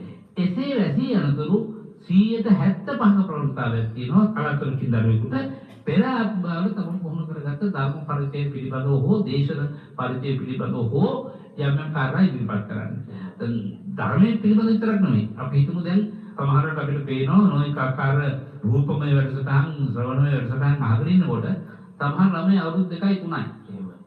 පුදුම දක්ෂ විදිහට ගීත ගායනා කරනවා. පුදුම දක්ෂ විදිහට මේසෙට තට්ටු කරමින්, පිනාණ්ඩ තට්ටු කරමින් වාද්‍ය වාදනයක එන්නෝඩ කරන නාද රටක් ගොඩනගන්න හැකියාව තියෙනවා. එතකොට ඒක ලැබිලා තියෙන්නේ කෙනෙකුට සමහර පූර්වාත්ම භාවයේදී එයාගේ වෘත්තිමය ජීවිතේ ඒක වෙන්න බැරි කමක් නැහැ. ඒක වෙන්න පුළුවන් සමහර මව්පියෝ ඒ තත්ත්වයේ පිටලා හිටියනම් ඥානමය ස්වභාවය බලපන්නත් පුළුවන් වර්තමාන ජීවිතේ. ඒක එහෙම වෙන්න පුළුවන්. එතකොට විඥානයේ තුල අලුත් ආත්මභාවයේදී යම් කිසි දෙයක් ඉතාමත්ම කුඩා කරගානින්වත් පුරුද්දක් පුහුණුවක් නැතුව අවුරුදු 2-3 වෙනකොට පිරිත් පොතේ භාගයක් විතර කියන වචනත් එක්ක කියන්න පුළුවන් දරුවෝ ගැන අපි අහලා තියෙනවා. එතකොට ඒකට සංසාරික වශයෙන් බලපාන හේතු තමයි ප්‍රධාන වශයෙන් බලපාන්නේ. එහෙමයි. හොඳයි අපේ ආම්දුරනේ අපි ඊළඟට මම ඔබ වහන්සේගෙන් විමසන්නට සූදානම් වෙන්නේ ගොඩක් වෙලාවට අපි විවිධ පින්දහම් කටයුතු වල නියැලෙනවා. ඒ අතර අපිට පුළුවන් විදිහට අන්‍යයන්ගේ ජීවිත සුවපත් කරන්නට විවිධ කටයුතු සූදානම් කරනවා.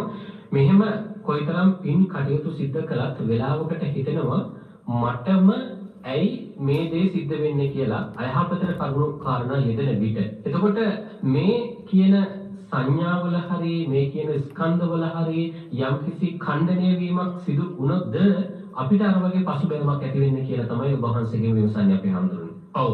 දැන් අපි ජනක උපත්තම්බක උපපීඩක උපඝාතක කර්ම කියලා කර්ම පිළිවෙල කර්ම හතරක් දේශනා වෙනවානේ. එහෙමයි. ජනක කර්මය කියන්නේ උපත ලබා දෙන පින්වන්ත හෝ දුක්ඛිත හෝ උපතයි ඒ සඳහා බලපාන මූලික කර්ම වේගය. ඒක පින හෝ පව ජනක කර්මය. උපත්තම්බක වෙන්නේ පිනෙන් ලබාගත් උපතක් ඇත්ත හොඳ උපතක් ඒ දිගින් දිගට පවත්වාගෙන යන්න පුළුවන් නම් ඒ මව්පියන්ටත් ඒ කුලපවුලටත් වාසනාව කියලා දෙන්න පුළුවන් නම් අන්න එයාගේ උපත උපත්තම්බක කර්ම වශයෙන් ඉතාමත් විමන්තයි. එතකොට ඊළඟ කාරණාව ගත්තහම සමහර වෙලාවට කෙනෙකුගේ ජීවිතය තුළ ගලාගෙන ආපු ජනක කර්මයෙන් ලබාගත් පුණ්‍ය ශක්තියත් ඒ වගේම ජීවිතයේ සැලකිය යුතු දුරට ගෙන යන්නට උපකාර වෙච්ච පිළිඹර වෙච්ච උපත්තම්බක පුණ්‍ය කර්මයක් විනාශ වෙන්නට පුළුවන් උපඝාතක අකුසලයක් ඒක මිශ්‍ර වෙලා විවිධ විපාක දෙන්න පටන් ගත්තා. අන්න එතෙන්දී අර ගලාගෙන ආපු පංච උපාදානස්කන්ධයේ පුණ්‍ය ප්‍රවාහය දිනවනේ. ඒ ප්‍රවාහය එතනදී ඔබ ඉදිරිපත් කරහෙත් ඛණ්ඩණය වෙන්න පුළුවන්. හැබැයි එහෙම ඛණ්ඩණය වෙච්ච ගමන් නැවත ඒ ආත්මභාවයේ නැවත පින සරුසාර කරගන්න වීර්යය කරනවා. මොකද අපේ උපත්තම්බක කර්මය උපත්තම්බක පුණ්‍ය කර්මය අවසන් වෙච්ච නිසා තමයි අපි ඒකට ග්‍රහඵල කියනවා එක්ක රාක්ෂස දෝෂ කියනවා එක්ක අස්වාකටවා කියනවා වෙනත් අනිවිද බන්ධන කියනවා. ඒ නොඑක ආකාර කාරණා ඉදිරිපත් කරන්නේ අර උපඝාතක පින ඝාතනය කරපු කාරණයට අපට තේන සාධක වලින් යමක් ගන්නවා මිසක් අපට කර්මය ගැන අපි දන්නේ නැහැ. කම්ම විශ්ය අචින්තයයි එහෙම. අපි මෙන්න මෙහෙම එකක් කළොත් මෙහෙම විපාක ලැබෙනවා කියන එක භාග්‍යවතුන් වහන්සේ දේශනා කරලා තියෙනවා. ඒ අනුරූපව කර්ම විපාක දන්නවා මිසක මේකට මේ කර්මයයි කියන එක අපි දන්නේ නැහැ. දන්නේ නැත්නම් අපි වෙලාපත් කරේ බලනවා. හඳහන බලනවා. එතකොට හඳහනේ කියනවා මේ කාලේ අහවල් ඒ රාष्ट्रකේ මෙයාට තියෙනවා. මේ පින්කම කරන්න. එතකොට ඇති වෙලා තියෙන රෝග පීඩාදියක් කියලා හිතමුකෝ. ඇති වෙලා තියෙන යම් කිසි අපවාදයක් කියලා හිතමුකෝ. ඇති වෙලා තියෙන යම් කිසි ගෙදරට දේපොළ වලුමුට්ටු සල්ලි මුදල් ගේනවා. ගෙනාවට ගෙදරට යා දෙන්නේ නැහැ. ඔන්න ඊළඟට දෙන්න දෙමාණ්ඩු අතර මව්පියෝ සහ දරුවෝ අතර නිරන්තර ගැටුම් නුරුස්නා ගති. ඔය බැලුවහම ඔන්න එතකොට ඇස්වාක් තියෙනවා කියලා හිතනවා, කටවහක් තියෙනවා කියලා හිතනවා, එක්කෙනෙකුගේ අන්තාග්‍රහිත අපලයි කියලා හිතනවා, දරුවන්ගේ මව්පියන් අපලයි කියලා හිතනවා. ඔය කොයියම්ම දේ තුල තියෙන්නේ පොදුවේ ගත්තොත් මට පේන්නේ කර්ම න්‍යාය කියන එකයි. මම ප්‍රධාන වශයෙන් සලකන දෙයක් ඒ කර්ම න්‍යාය. නමුත් අර කුමන හෝ අර්ථයක් අර මේක ග්‍රහඵලයක් නිසා ඒ නිසා බෝධි පූජාවක් කියන්න ඕන. මේක ග්‍රහඵලයක් නිසා ඒක ඒකට සෙත් කවියක් කියන්න ඕන. ඉතින් ඒක කලාට කමක් නැහැ. මොකද ඒක පින්කම්. ඒ පින්කම් වලින් කරන්නේ අන්නර ගලාගෙන යන ප්‍රවාහයේ විවිධ තර තියෙනවානේ. විවිධින් ඇතිවෙච්ච පීඩාවට නැවත පිළියම් ගෙදලා ආපහු පරණ විදිහටම ඒ උපත්තම කර්මෙ දියු කරගෙන යන්නට පුළුවන්කම තියෙනවා. ඒ නිසා ඉතාමත් වටිනා කාරණාවක් පින හරහා පාපේ හරහා තියෙනවා. ජනක කර්මයෙන් ලබා දුන්නේ ඉතාමත්ම දිනුදු කොලයක උපතක් කියලා අපි හිතමු. එහෙම. ඉතින් කුඩා පිනක් තමයි හේතු බුදුනේ මනුෂ්‍යාත්ම භාවයට පත් වෙන්නේ. ඒ වගේම උපත ලබාගත් උදායනලා කාලාන්තරය කරගෙන මව්පියෝ කන්න දුන්නේ බොහොම අමාරුයි. ඉගැන්වීම බොහොම අමාරුයි. අඳුරු හුණුකම් එමටයි ඉන්න හිතේ ගෑතරක්වත් හරියට නැහැ. දැන් ওই විදිහට ජීවත් වෙලා හැබැයි ඒත් මව්පියෝ බොහොම ආදරෙන් පින්නහම් කරනවා. අර අහිංසක පුංචි දරුවා අත පවා පහන දරනන්න යට යොදවනවා. පුතා මල් පත්තියක් කඩාගෙන යනවා බුදුහාමරට මල් පූජා කරමු කියලා මොන හරි පින්කම් වලට අර කරලා යොදවපුවාම ඒ තුලින් තියෙන ශක්තියයි මෞපියෝ කරන අහිංසක පින්කම් ශක්තිය නිසා දරුවට ඉගෙන ගැනීම හැකියාව වැඩි දියුණු වෙනවා. එහෙමයි.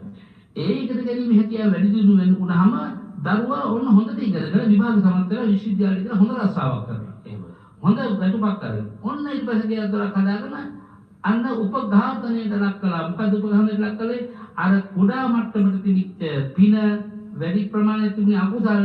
ඒ අකුසලේ වහලා ආපහු පින් ඇති ජීවිත ගත කරපුවා.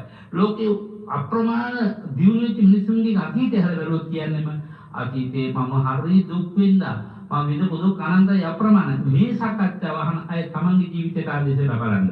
ඔබ ජීවිතයේ අද යම් සැනසීමදායක මට්ටමක් ගත කරනවා නම් ඒ ගත කළ ජීවිතයේ ඉතිහාසය ගැන කල්පනා කරනකොට අපි කාගේ ජීවිතවල බහුතරයේ ජීවිතවල ඇහැට කඳුලක් නැගද ජීවිත අපිට තියෙන්නේ. ඒ නිසා අපි මේ හොඳට මතක තියාගන්න ජනක කර්මයෙන් මනුෂ්‍යාත්මයක් ලැබනකොට සාමාන්‍ය ප්‍රමාණයේ හේතුක ප්‍රතිසන්දිය, මධ්‍යම ප්‍රමාණයකට බලවත් වූ හේතුක ප්‍රතිසන්දිය, මහා ප්‍රමාණ වූ හේතුක ප්‍රතිසන්දිය. මහා ප්‍රමාණ වූ හේතුක ප්‍රතිසන්දියක් ලබන්නේ ඒ භවය අවසන් කරන්නට තරම් සමත්කම් ඇති උත්තමයෝ කියන කාරණාවත් මතක තියාගන්න. ඒ අතරතම තව කාරණාවක් කියන්න තියෙනවා. සංසාරය ගැන අපේ ධර්ම දේශනාවේ මාතෘකාව උනේ එහෙමයි. ඒකෝ සංසාරික ජීවිතයේ අවසාන ආත්ම භාවයට අපි දැන් ළඟාවමින් තියෙනවා නම් අඩු ගානේ අපි හිතමු පෙර ආත්ම භාවයේ සෝවාන් මාර්ගයටපත් වුණා කියලා. ඒකෝට තව භව 7ක් උපදිනවා නම් අපි මේ ඉන්නේ සමහරට ඒකේ දෙවෙනි ආත්ම භාවය වෙන්න බැරි නෑ. එහෙමයි.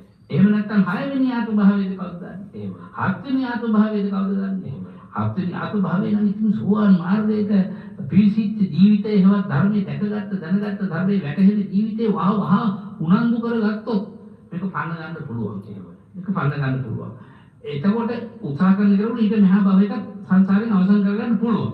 එතකොට එයාට යම් කිසි අකුසල කර්ම විපාකයක් තියෙනවා නම් හෝ මාර බල විගයක් තියෙනවා නම් හෝ ඒ අකුසල කර්ම විපාකේ විශේෂයෙන් දෙවිවර වෙන්න ඕන රහත් වෙන්න නම්. එහෙමයි.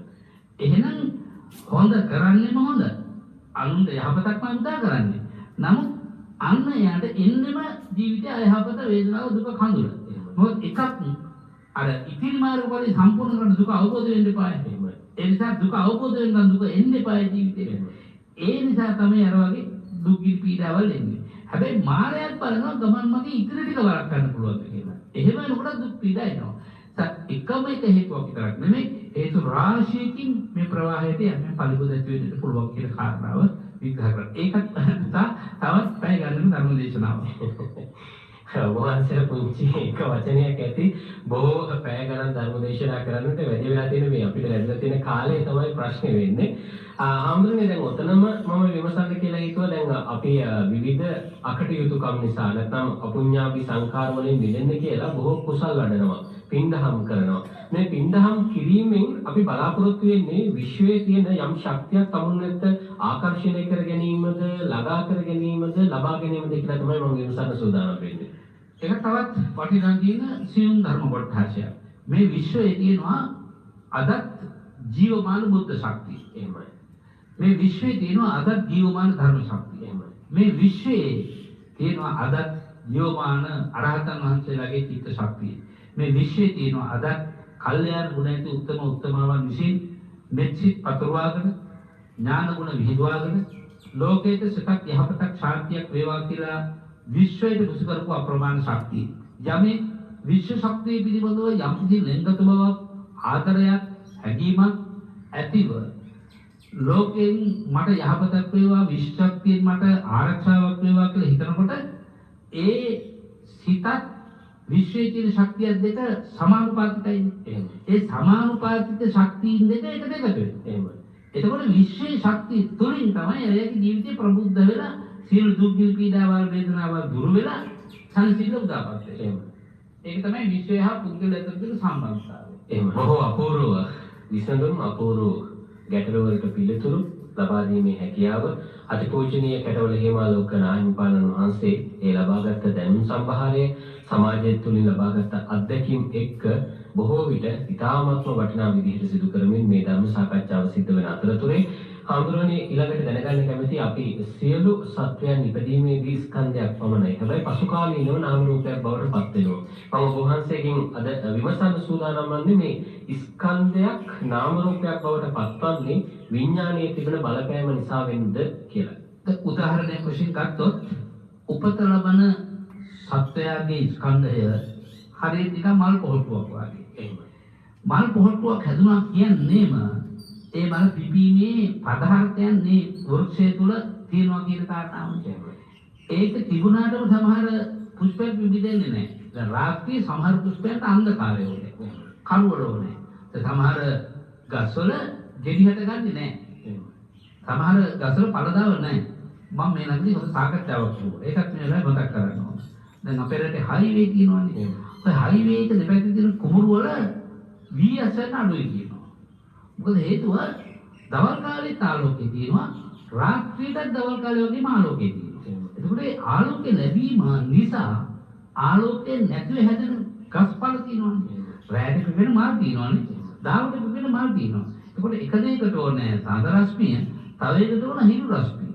එතකොට දැන් මේ බාහිර සාධකයක් හිරු රශ්මිය, සඳ රශ්මිය කියන්නේ තව ද්‍රව්‍යයක ඵලයෙන් දැකීම සඳහා මිනිස් හඬ බලපානවා. දැන් ඒක නේ පාසල්නක තියෙන මිනිස් වැඩිකොට ශබ්දබද්ධ කරන තැන්වල තියෙන ගස්වල ගෙඩි හොඳට ඵලදායීතාවයෙන් යුක්තයි කියලා කියන්නේ. ඒ වගේ සමහර දේවල් ප්‍රතිඵල ලබා ගැනීම සඳහා බාහිර සාධක බලපානවා කියන කාරණාව තමයි ඒක මට පැහැදිලිව කියන්නේ. එහෙමයි. අපි සාකච්ඡා කරන්නට බොහෝ කරුණු තිබෙනවා. ඒ අතරතුර මේ අපි 2021 වර්ෂයේ ජනවාරි 31 වෙනිදා අද අවසන් දිනේ. ඉතින් කාලය බොහෝ සෙයින්ම ගෙවිගෙන යනවා. ඒ නිසා මේ ගෙවිගෙන යන කාලය ගෙවෙන්නට පෙර තමයි අපි අපේ ජීවිතයට ධර්මයේ තියෙන පිහිට පිළිසරණ ළඟා කරගන්නට ඕනේ, ලබා ගන්නට ඕනේ. අපි ගොඩක් වෙලාවට අහන කාරණාවක් තමයි අපේ හාමුදුරනේ බොහෝ පින්කම් වල නියැලෙන පිරිස විශ්වාස කරනවා මේ ගෞතම බුදු ශාසනයේදී අපිට නිවන් දකින්නට වඩා මෛත්‍රී බුදුරජාණන් වහන්සේ දැකලා නිවන් දකින්න තියෙනවා නම් හොඳයි කියලා. මේ කාරණාවට වහන්සේ දෙන පිළිතුර මොකක්ද? ඒකට අපට පක්ෂ වෙන්නටත් බැහැ, විපක්ෂ වෙන්නටත් බැරි උත්තරයක් තමයි දෙන්න තියෙන්නේ. දීපංකර පාදමූලයේදී එදා සුමේධ තාපසයා ඒ බුදුරජාණන් වහන්සේ දැකලා ඒ බුදුරජාණන් වහන්සේට උපස්ථානයක් කරලා ප්‍රාර්ථනා කරන විට විවරණ ලබා දෙන සාරාංශික කල්පලක්ෂය පසුෙහි මම සම්මා සම්බුදු වෙනවයි කියන ප්‍රාර්ථනා විවරණය වලට ලැබුණ විට සන්තෝෂ වෙන විට එතන හිටපු බුදු පිරිසත් අධිෂ්ඨාන කළා අනේ මට ඔබ බුදු වෙන දවසට මට අගසව් වෙන්න ලැබේවා. මට දෑගසව් වෙන්න ලැබේවා. මට අග්‍ර ශ්‍රාවක පදවියක් ලබා ගන්න ලැබේවා. එහෙම නැත්නම් මට ඔබ සමගම ඔබ දකිමි, ඒ බුදුන් දකිමි, නිවන් දකින්නට මට ශක්තිය ලැබේවා කියලා අධිෂ්ඨාන කළා. ඒ පිරිස තමයි බුදුරජාණන් වහන්සේ ගෞතම නම් සම්මා සම්බුදු පදවියට පත්වනතුරු 5,12,000ක් පමණ බුදුරු පසු කරගෙන ඒ බුදුරුන්ගේ ශාසනයේදී නිවන් දකින්නේ නැතුව මේ ගෞතම බුදුරජාණන් වහන්සේ දක්වා පැමිණෙනවා. එතකොට අපිට පෙනෙන වැදගත් වටිනා කාරණාවක් තමයි යම් කෙනෙකුගේ ප්‍රාර්ථනාව නැත්තම් බුදුන් දැක නිවන් දකින්නට ඒකේ භෞතික කායෙන් ඉතු බුදුන් දැක නිවන් දකින්නට එබඳු අයට සංසාර ගමනේදී විඳින්න සිද්ධ වෙන ඕනෑම දුක් ගැහැටක්. මොකද කොයියම්ම දෙයක් වෙනුවෙන් මේවා උපදිනවා නම් කෙනෙක් ජාතිපි දුක්ඛ, ජරාපි දුක්ඛ, ව්‍යාධිපි දුක්ඛ මේ සියලුම දුක් මරණපි දුක්ඛ දක්වා අපි ඒක අපේකෝ දුක්ඛ කියන මේ දුක් ලැබෙන සියලු දුක් සංසාරේ හැම පායකම විඳින්න පාය. ඒ සියලුම දුක් විඳින්නේ මතු බුදුවද මෛත්‍රී බුදුරජාණන් වහන්සේ දකින ප්‍රාර්ථනාවෙන් නම් එහෙම නැත්නම් ගෞතම බුදුහාමුදුරුවෝ දකින ප්‍රාර්ථනාවෙන් නම් එහෙම නැත්නම් මෛත්‍රී බුදුහාමුදුරුවෝ එහා පැත්තේ ඊළඟ කල්ප වල විග්‍රහ කරන ආකාරයට බුදු කෙනෙක් දැක කවදා හරි මම බුදු කෙනෙක් දැකලාම නිවන් දකින්න අදිස්ථානෙන් නම් අර දුකක් වශයෙන් විඳිනවා. නමුත් නිවන ලැබෙන නිසා ඒ දුකක් වශයෙන් ලොකුට ගණන් අරගෙන ඒක ප්‍රතික්ෂේප කරන්නේ නැහැ. නමුත් සංසාර දුක ධර්මයේ තුලින් බුදුන් දැක අවසන් කරන්න පුළුවන් කියන යම් ස්ථාවරයට යමෙක් ආවනම් එයාට මේ ධර්ම ශාසනය තුලම මේ ගෞතම ශාසනය තුලම සමහර ලබාගත් මේ භවය තුලම එහෙම නැත්නම් මේ ගෞතම ශාසනයේ අන්තර් ධර්මවල පූර්වයේම නිවන් දකින්නට පුළුවන්කම තියෙනවා. ඒක එක එක්කෙනාගේ ප්‍රාර්ථනාගේ බලය සහ එක එක්කෙනාගේ ධර්ම අවබෝධයේ ප්‍රමාණය අනුව තීරණය වෙන එකක් කියලා කියන්නට පුළුවන්. ආන්දනේ ප්‍රාර්ථනාවන් බලවත් කරගන්නට අපි සිදු කරන්නට ඕනේ මොකක්ද කියලා මම එතනින්ම විමසන්නට කැමතියි. හොඳයි. දැන් යම් ප්‍රාර්ථනාවක් බලවත් වෙන්නට නම් දැන් භාග්‍යතුන් වහන්සේ දීපංකර පානදු මූලයේදම අපහුව අපි කියොත් සුමේධ තාපසයා ලෙස එදා විවරණ ලබා ගත්තට පස්සේ ඊළඟට උන්වහන්සේ කල්පනා කරලා දිනවා මතු බුදු වෙච්ච බුදුරජාණන් වහන්සේලා තමන්ගේ ප්‍රාර්ථනාව ඉෂ්ට සිද්ධ ප්‍රාප්ත කර ගැනීම සඳහා මොනවද ගත්තු ක්‍රියාමාර්ග. ඒ හැම ක්‍රියාමාර්ගයක්ම කරමින් ප්‍රාර්ථනාව බලවත් කළා. ඒ කිව්වේ දැන් උදාහරණයක් වශයෙන් දාන පාරමිතාව. බාහිර සම්පත් දන් දීමෙන් බුදුබවමයි ප්‍රාර්ථනා කළේ. උපපාරමිතාව බාහිර කායික අංග දන් දීමෙන් නිවන ප්‍රාර්ථනා කළා. පරමත්ත පාරමිතාව මුළුමහත් ජීවිතයේ කැප කිරීමෙන් පරමත්ත පාරමිතාවෙන් නිවන ප්‍රාර්ථනා කළා. එතකොට දාන ගුණ වශයෙන් ප්‍රාර්ථනාව ශක්තිමත් වුණා. ඒක ආය කාටවත් විඳින්න බෑ කොයි වෙලාවකවත්. ඒ නිවන අහෝසි කරන්න බෑ කාටවත්. මොනම ආරයකටවත් මේක විඳින්න බැරි උනේ අවසාන මොහොත දක්වාම මාර්යා වීර්යය කරන්නේ. සම්මා සම්බුදු පදවිය ලබන්න පෙර රාත්‍රියේ අප්‍රමාණ වීර්යය කරන්නේ. ඔබ බුදු වෙන්නට ඕන නැහැ දුෂ්කරත්වයක් වල වෙලාවේ. ඒකට මාර්යාට ඒක විඳින්න බැරි උනේ මොකද ප්‍රාර්ථනාවේ තියෙන බලවත් ශක්තිමත් භාවය නිසා. අපි උදාහරණයක් වශයෙන් ගත්තොත් අපි මේක ගැඹුරට හිතන ලෞකික ජීවිතයක කොල්ලෙක් කෙල්ලෙක් එකට එකතු වෙලා එක වහලක් කරපෙන්න ජීවත් වෙමු කියලා තීරණයකට එනවා. කොල්ලගේ පැත්තෙන් හරි කෙල්ලගේ පැත්තෙන් හරි මේකට තද විරෝධයක් එනවා. සමහර දෙපැත්තෙම විරුද්ධයි. නමුත් ඒ දෙන්න ප්‍රාර්ථනා කරන විදිහ තියෙන සංසාරේ අපි කොහොමද එකතු වෙන්නේ? කොහොම හරි එකතු වෙන්නේ. එකම උපස උපන්න නම් ඒකතු වෙන සහෝදර බැම්මක් නිසා වෙන්නේ බණෙන්නේ නැහැ කුල දෙක උපදින්නත් ඕනේ. පෙර ප්‍රාර්ථනා කරන බලය බලවත් නම් ප්‍රාර්ථනාව ශක්තිමත් නම් මේ භවයේ ඒක දෙන්න මිත්‍ර වෙච්ච දවස් ඉඳලා මොන ප්‍රශ්නාවක් ඔයම අමතක කරන්නේ නැද්ද නැහැ. මගේ මෙන්න මේ නොගැලපීම් තියෙන ඔයා ගෙරමින් ඒව දැනගත්ත දවසට මාව අයින් කරන්න කියලා වටින් තේරුවටම කියනවා. ඔයා ඒක අයින් කරන නැහැ. අපි දෙන්න ජීවත් වෙනවා නම් ජීවත් වෙන්නෙත් එකට මරනවා නම් මැරෙන්නෙත් එකට. ඔය දැන් මිනිස්සු අපි කිව්වට උන් දෙන්න අපරාධ ජීවත් වෙන්න තිබුණානේ මොකටද ඒකට මැරුණේ කියලා අදහස් කරගත්තට ඊළඟාත්මෙත් එකතු වෙන්න තමයි ඔය මැරෙන්නේ. ඉතින් යක්ෂාත්මක එකක් තමයි ඊළඟාත්මෙ එකතු වෙන්නේ වෙන කතාව. නමුත් ප්‍රාර්ථනාව බලවත් නම් කවුරු විරුද්ධ වුණා මොන සම්පත් අම්මගේ පැත්තෙන් ලැබෙනවා තාත්තගේ පැත්තෙන් ලැබෙනවා කියලා කිව්වා. ඒ සියල්ල අතහැරලා එළියට බහැලා විවාහ ජීවිත ගත කරන අය ඉන්නවනේ. එහෙමයි. ඒක කුසල කර්මයකට වෙන්නත් පුළුවන් අකුසල කර්ම විපාක දෙන්න වෙන්නත් පුළුවන්. සමහර බහුතරයක් නම් ඒ වගේ ජීවිතවල මම දැකලා තියෙන අකුසල කර්ම විපාක දෙන්න තමයි මේ ප්‍රාර්ථනාවේ යථාර්ථ සකස් වෙලා තියෙන්නේ. කොහොමද ඔබේ සුප්‍රාසෙට උත්තරයක් වශයෙන් යම් කිසි යම් ප්‍රාර්ථනාවක් කදින් නැවත ශක්තිමත් කරනවාද ඒකට කියන්නේ කර්මපතේ කියා. එතකොට ප්‍රාර්ථනා පතේ කියා. ප්‍රාර්ථනාව එකක් ප්‍රාර්ථනා පතේ එකක්. එකවතාවක් එම ප්‍රාර්ථනා කරනවා නම් ඒක ප්‍රාර්ථනාවක්. ඒක අහෝසි වෙන්නේ ඉඳ තියෙන හුඟක් වෙලාවට. නැවත හැම විටක හැමදාම හැම කටයුත්තක්ම කරලා යමක් ප්‍රාර්ථනා කරනවා නම් ඒක ඉෂ්ට වෙනවමයි. දැන් මේ ධර්ම සාකච්ඡාවට සම්බන්ධ වෙන අය තමන්ගේ නොමගට ගිය දරුවෝ පිළිබඳව මොකද්ද කරන්න ඕන හම්බුනේ කියලා මගෙන් අහපු අවස්ථා තියෙනවා. ඒ අහපු අවස්ථාවේදී මම සැරේ කිව්වා අම්මේ ඔයා ඒ සංතා සංසිතා කියන ගාතාව කියන්නේ. ඒක කියලා හැමදාම අදිස්ථාන කරන හැම පින්කමකම අදිස්ථාන කරන්න මගේ පුතා සුමගටේ දේවා සුමගටේ දේවා අරුත්තර පුරසදම් සාර්ථි ගුණ බලයෙන් මගේ පුතා සුමගටේ දේවා දහම් මගටේ දේවා මට කියන අපේ හම්බුනේ අවුරුදු 3මාරක් 4ක් විතර ගෙදර ආයෙත් මගේ පුතා ගෙදර ආවා. මොකේ බලයෙන් ප්‍රාර්ථනාවගේ බලයෙන්. ඒ නිසා කෙනෙකුට කියන පුළුවන් ප්‍රාර්ථනා බලයෙන් මොනවද ඉෂ්ට වෙන්නේ කියලා ඒක හරි ප්‍රාර්ථනා කරන නෙවෙයි ක්‍රියාකාරීත්වය අවශ්‍යයි. නමුත් අධ්‍යාත්මික ක්‍රියාකාරීත්වයේ ගොඩනැගීමනේ නම් ප්‍රාර්ථනාව කියන්නේ නැවත. ඒ නිසා ඒක ප්‍රාර්ථනා පතේ බවටපත් වුණාට පස්සේ ඒක කාටවත් විඳින්න බෑ. හොඳක් වේවා නරකක් වේවා ඒක එසේම සිද්ධ වෙනවා. දැන් ඔක්කොම ඉපැත්තට පොඩ්ඩක් සාකච්ඡා කරමු. එහෙමයි. දැන් කෙනෙකුට විපතක් වෙන්න අපි ප්‍රාර්ථනා කරනවා. කෙනෙකුට අපිට ලොකු කරදරයක් තියෙනවා ජීවිතේට. අපි නිතර දෙලේම ආවලාගෙන් මට කරදරයක් තියෙනවා. මං අවංකව ජීවත් වෙන්නේ මං දහමට අනුව ජීවත් වෙන්නේ පිරිසිදු ජීවත් වෙන්නේ මට අහවලා පරිබෝධ උදාපත් කරනවා විශ්ව ශක්තිය මේක බලා ගන්න ඕනේ.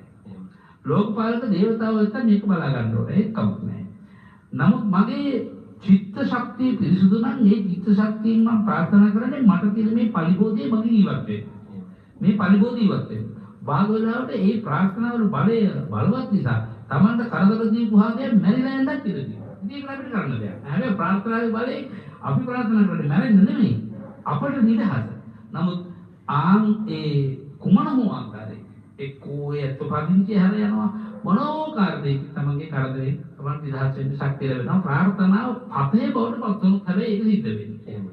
ඒකින්ද තමයි දුක් කරදරයක් කරනකොට 21 දවසක් බෝධි පූජාවක් කරන්නයි කියන්නේ එකම ප්‍රාර්ථනාව 21 දවසක්. 30 දිගින් දිගටම කරන්නේ. ඒ හින්දාම අපි හඳුන්නේ මේ මම ගොඩක් වෙලාවට අහලා තියෙනවා පිරිත් සූත්‍රයේ දේශනාව ශ්‍රවණය කරනකොට සජ්ජායනා කරනකොට 21 වතාවක් ඔබ යම්කිසි ගුණයක පිළිපදලා සජ්ජායනා කරන්න ශ්‍රවණය කරන්න කියලා කියන්නේ ඔය කාරණාවම හින්දාද? ඒක තමයි. ඒ කියන්නේ එකම රේඛාව තුළ නැවත නැවත දැන් අපි යම්කිසි දෙයක් ලස්සනට ලියලා ඒක වඩාත් හොඳින් highlight වෙන්න ඕන නම් ඒක උඩ නැවත නැවත නිවතර මුල් වතාවේ නිවට වඩා ඒක ශක්තිමත් අපිට පේනවනේ. ඒකේ වාර ගණන වැඩි වෙනකොට ශබ්ද ශක්තිය එකම කාරණේ කෙරෙහි ආයෝජනය වෙනවා වැඩි වෙනකොට ඒ තුලින් ලැබෙන ප්‍රතිඵලය බහුලයි. සෙත් කවියක් වේවා දැන් අපි උදාහරණයක් වශයෙන් කරමු. දැන් මේ පෞද්ගලික දිනවල මගේ රෝගාබාධ තත්ත්වය වෙනින් සෙත් කවි වගේ සකස් කරලා තිබුණා එක් මාත්‍රි. ඉතින් ඒක ඒ සෙත් කවි ටිකේ ආත්වාරිලකින් ඒ සෙත් කවි දෙකක් සජ්ජායනා කරලා තියෙනවා. ඉතින් මෙහි ඉන්නවල 100 විතර ප්‍රමාණයක්. දැන් ඔක හත් සැරේම කියන්න ගියාම බිලන් 45ක් විතර යනවා. පස්සේ මම කෝදෙන් අපි ඔක්කොම නම් මේක කියන්නේ. ඔබ වහන්සේලා ඔක්කොමනේ. ඒ නිසා තුන් වතාවක් කියන්නේ. එතකොට ප්‍රමාණවත්. ඉතින් ඒකේ ශක්තිය මෙන්න මේ ආකාරයට ඒ ශක්තිය ලැබෙන්නේ මොකද හඬවල් වැඩි ප්‍රමාණයක් දෙනවනේ. ගෙදරක බෝධි පූජාවක් කෙනෙක් වෙනින් කරන්නේ එක්ක එකලයි දෙන්නේ තුන් දෙනයි. එතකොට 100කින් අධිෂ්ඨාන ශක්තියක් ගන්න ප්‍රාර්ථනා ශක්තිය. දැන් අද මේ ධර්මදේශනාවේ දායකත්වයේ දරන පින්තුලාට වගේම දැන් තව ටිකකින් පින්නම් වදන් කරන්න බලාපොරොත්තු වෙන දායකවන්ගේ නාම ලේඛනයේ මුළු ලෝකයක් අහුම්කම් දෙනවා. ඇත්තට අහුම්කම් දෙන්න ඕන. මොකද පින්දීමක් පින්කමක් නිසා. එතකොට ඒ එක කටකින් එක හිතකින් නෙවෙයි මේ සාධනාවකට පුත හැම මොහොතකම කියන මා සිද්ධාත් වදනතම ඉන්න තැනක හිත සාධනාවකට පවත්වන්න කියන වචනය. ඊළඟට ඔය හැම වෙලාවකම දහවාරයක් දවසකට දුරකථනයෙන් ඔයත් එක්ක කතා කරලා හැම වෙලාවෙම දුරකථන කියන්නේ අපේ හඳුර පරිස්සමින් ඉන්න ඒකට අන් කෙනෙකුට පරිස්සමින් ඉන්න කියන එක ඔයාලා දැන් අභ්‍යාස කරන්නේ වෙලා. ඔයාලා දැන් පුදුම විදිහට උරු වෙලා. ඒ තුල ඔයාගේ පරිස්සම් ස්වභාවයෙන් වෙනවා වගේම ඒක මම දැන් මම ඔයාගෙන් බලාපොරොත්තු වෙන බලවත් ආශිර්වාදයක් පුතේ.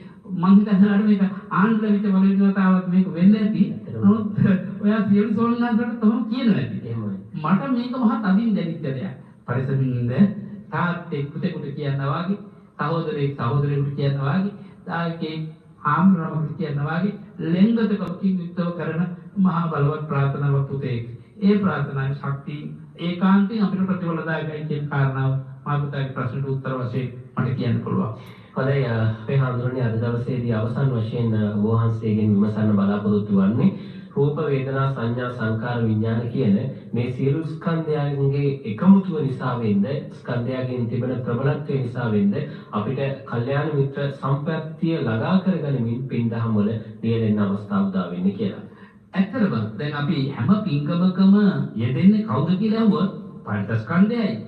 හැම පින්කමකම අයිති හිමි කරගන්නේ අල්ලාගන්නේ කවුද විපාක දෙන්නේ කවුද කියලා පංච උපාදානස්කන්ධය කියලා කියන්න ඕනේ. ඒකට අපි හැම පින්කමක්ම කරලා අවසන් කරනකොට මොකක්ද පුතේ කියන්නේ? ඉවිනා පුඤ්ඤ කම්මේන මාමේ බාර සමාගමෝ සතන් සමාගමෝ හොතු යාව නිබ්බාන පත්‍ය. මේක තව විග්‍රහ කරන්න තියෙන කාරණාවක්. බොහොම පළවෙනි විග්‍රහ කරන්න තියෙන කාරණාවක්. මොකද හේතුව දැන් මෙතන මාමේ බාර සමාගමෝ කියන පදයක් තියෙනවා. මම ඉදිරි ධර්ම දේශනාවක මේක විශේෂයෙන් විග්‍රහ කරන්න බාල සමාගමෝ කියන වචනේ තේරුම බාලව ආශ්‍රය කරන්න එපා කියන එක විතරක් නෙමෙයි. අපිට මේ ලෝකේ යම් කිසි බයක්, උවදුරක්, දැටි ගැනීමක්, පීඩාවක් තියෙනවද? ඒ සියලු පීඩාවන්ගෙන් අපේ ජීවිතය අත්මිදෙන්නයි මේ ප්‍රාර්ථනා කරන්නේ. මා මේ බාල සමාගමෝ සතන් සමාගමෝ හොතු මා තුළ යම් කිසි සත්පුරුෂ ගුණයක් වැඩෙනවද? සත්පුරුෂ ගුණයක් වැඩේවා කියලා කියන ප්‍රාර්ථනාව. මොකද හේතුව භාග්‍යවතුන් වහන්සේ දේශනා කරන බාලයා ගැන ඥානි කාණිති භයනි උපජ්ජති. සබ්බාන්තානි බාලකෝ උපජ්ජති. යම් කිසි බයක් ලෝකේ කෙනෙකුට උපදිනවාද ඒ සියලු බය උපදින්නේ බාලයෝ නිසාය. එහෙනම් මා මේ බාල සමාගම කියන්නේ මට කිසිම බයක් නැතුව ජීවත් වෙන්න ලැබේවා. මට සංසාරේ ගැන බයක් නැතුව ජීවත් වෙන්න ලැබෙන පළවෙනි පියවරනේ මම මැරුණාම සතර අපායට යන්නේ නැහැ. එහෙමයි. දැන් මගේ පුතාට නෙතෙකින් ගුවන්විදුලි ආයතනයේ පින්වන්තම කොටස තමයි නියෝජනය කරන්න අවස්ථාව ලැබිලා තියෙන්නේ. මොකද ධර්මයත් එක්කම තමයි හැම මොහොතකම ජීවිතේ පවත්වාගෙන යන්නේ.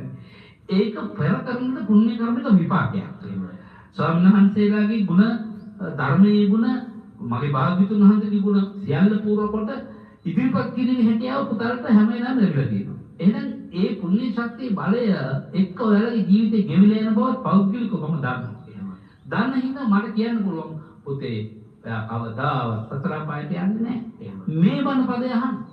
මයි පින්නති ඔබ හැම දිනකටම අපේ පුතා විරාමයේදී සිහිපත් කළා වගේ හැම පින්කමක්ම කළාම මගේ මව්පිය සිහිපත් කරලා තමයි මම මේ පින්කම් අවසන් කරගන්නේ. මගේ ස්වාමීන් වහන්සේ මගේ දරු පැටව සිහිපත් කරලා ඒකට ආශිර්වාද කළා තමයි මේ පින්කම් අවසන් කරගන්නේ හැම මොහොතකම කියලා කියනවා වගේ. ඒකාන්තයෙන් එවැනි දරුවන් හදා මව්පියෝ හතර පායට යන්නෙම නැහැ. හතර පායට යන්නෙම නැහැ. අන්න බාලයෙක් නෑ තමන්ගේ හිත ඇතුලේ. එතකොට මෙතන බාහිර බාලයෝ ගැන කිව්ව නෙමෙයිනේ. තමන් මේ සත්පුරුෂයා විසින් බාලයා පළවා හරිනවා. බාලයා විසින් සත්පුරුෂයා පළවා හරිනවා. අපි දැන් තේරුම් ගන්න ඕන මම ගිය ධර්ම දේශනාවට ගිය ඉඳලා ඉස්සෙල්ලා ඉඳලා ඔබට සිහිපත් කළේ ආසේවනාත බාලන්ත මංගල සූත්‍රේ ගාථාව. ඉතින් මේ ඔබ කිව්වාගේ එක ගාථාව විස්තර කරන්න ගියොත් මට තව ගාථා 100ක තොරතුරු එකතු කරලා දේශනා කරන්න මේ තරම් වැදගත් ප්‍රශ්න කීපයකට පුතේ මේ පිළිතුරු සපයමින් ඉන්නේ.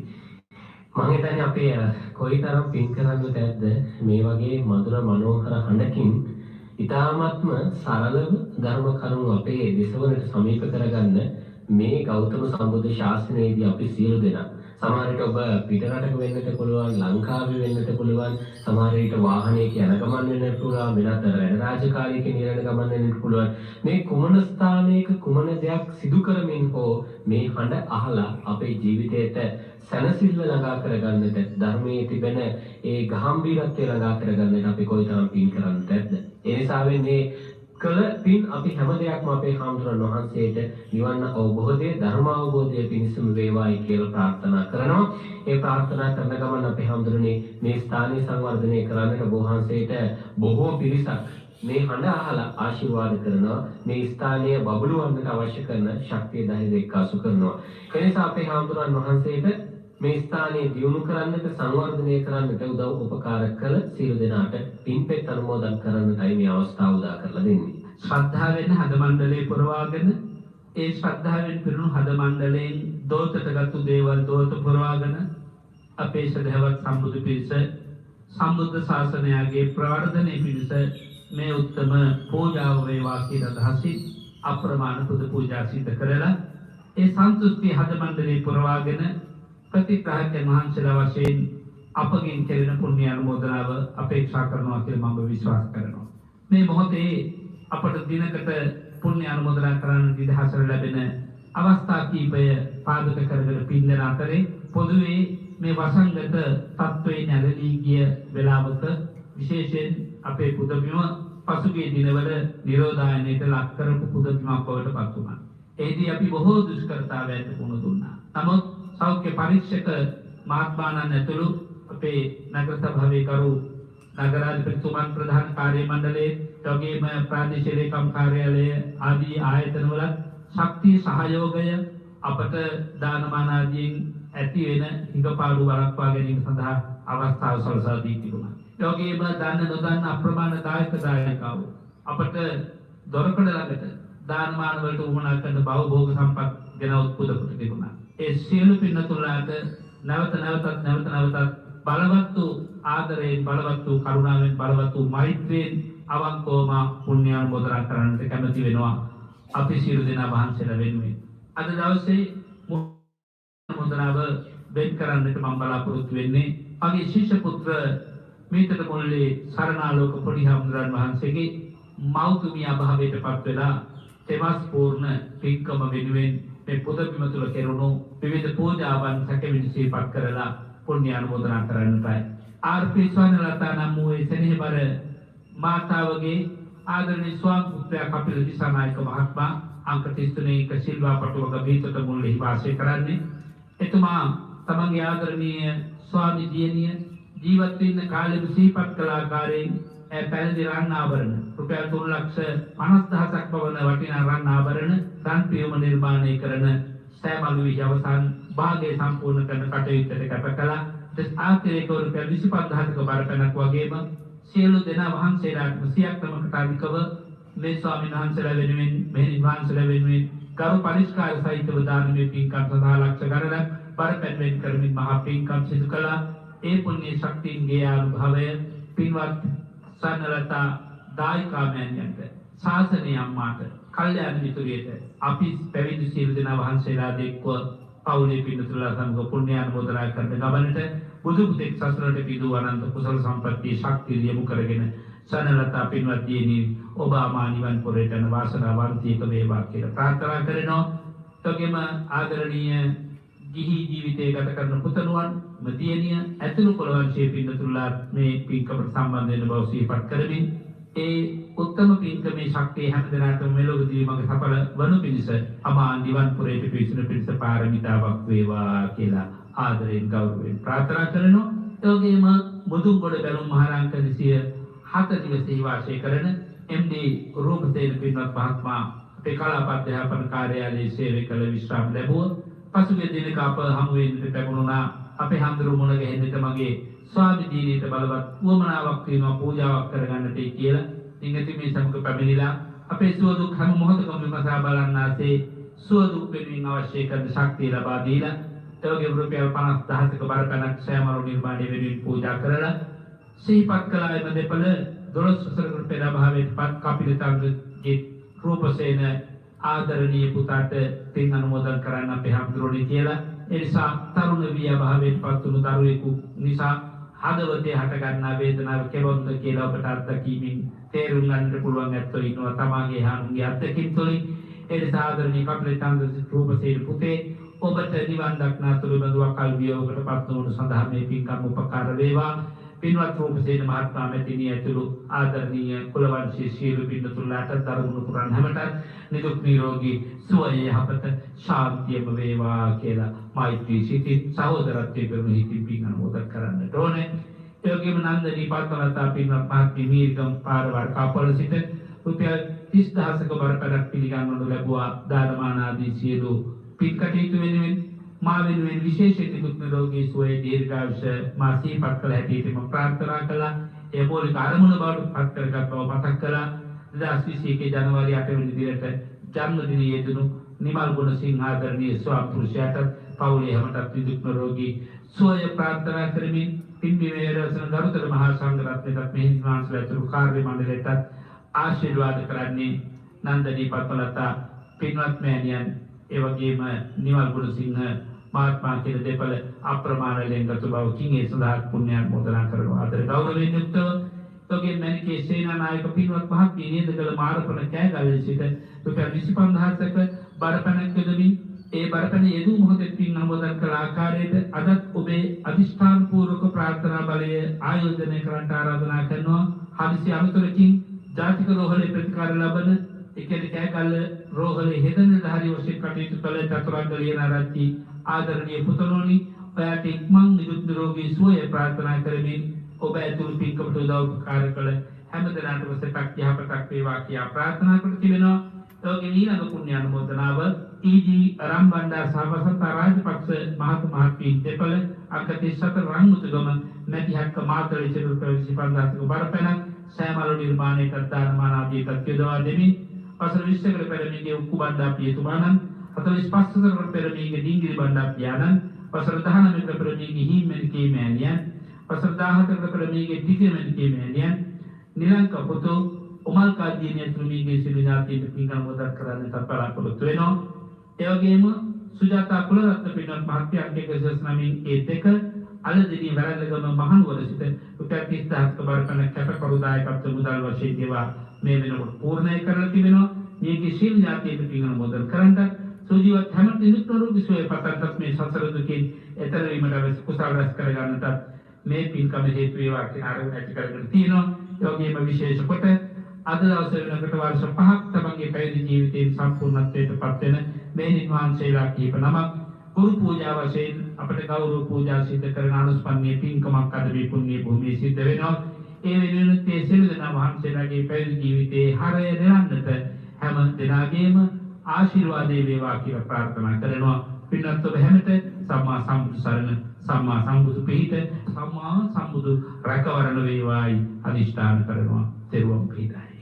හොඳයි එසේනම් මේ උතුම් වූ ශ්‍රී සුදර්ශන ධර්මනිකේතනයේ ඉදිරි සංවර්ධන කටයුතු වෙනුවෙන් ඒ වගේම මෙහි වැඩ සිටින භික්ෂුණීන් වහන්සේ වෙනුවෙන් සහ අනිකුත් සියලු දෙනා වෙනුවෙන් දානීය පූජා කරන්නට ඒ අවශ්‍ය කරන තොරතුරු දැනගන්න කතා කරන්න පුළුවන් මෙන්න මේ දුරකථන අංකවලට අතිපූජනීය කැටවල හේමාලෝකනා හිමිපාණන් වහන්සේට කතා කරනවා නම් 071 422 2844 071 422 2844 දුරකථන අංකයට කතා කරන්න.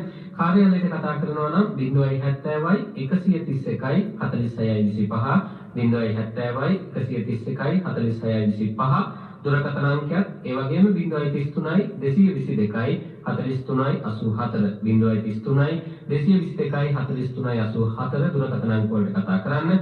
ඔබේ යම්කිසි ආධාරයක් උපකාරයක් ගිණුමට බැර කරනවා නම් සම්පත් බැංකුවේ යක්කල ශාඛාවේ මේ ගිණුම් අංකයට බැර කරන්න කියලා ඉතාමත්ම ගෞරවයෙන් මතක් කරනවා. ගිණුම් අංකය 106යි 857යි 496යි 109 106යි 857යි 496යි 109 තමයි ගිණුම් අංකය.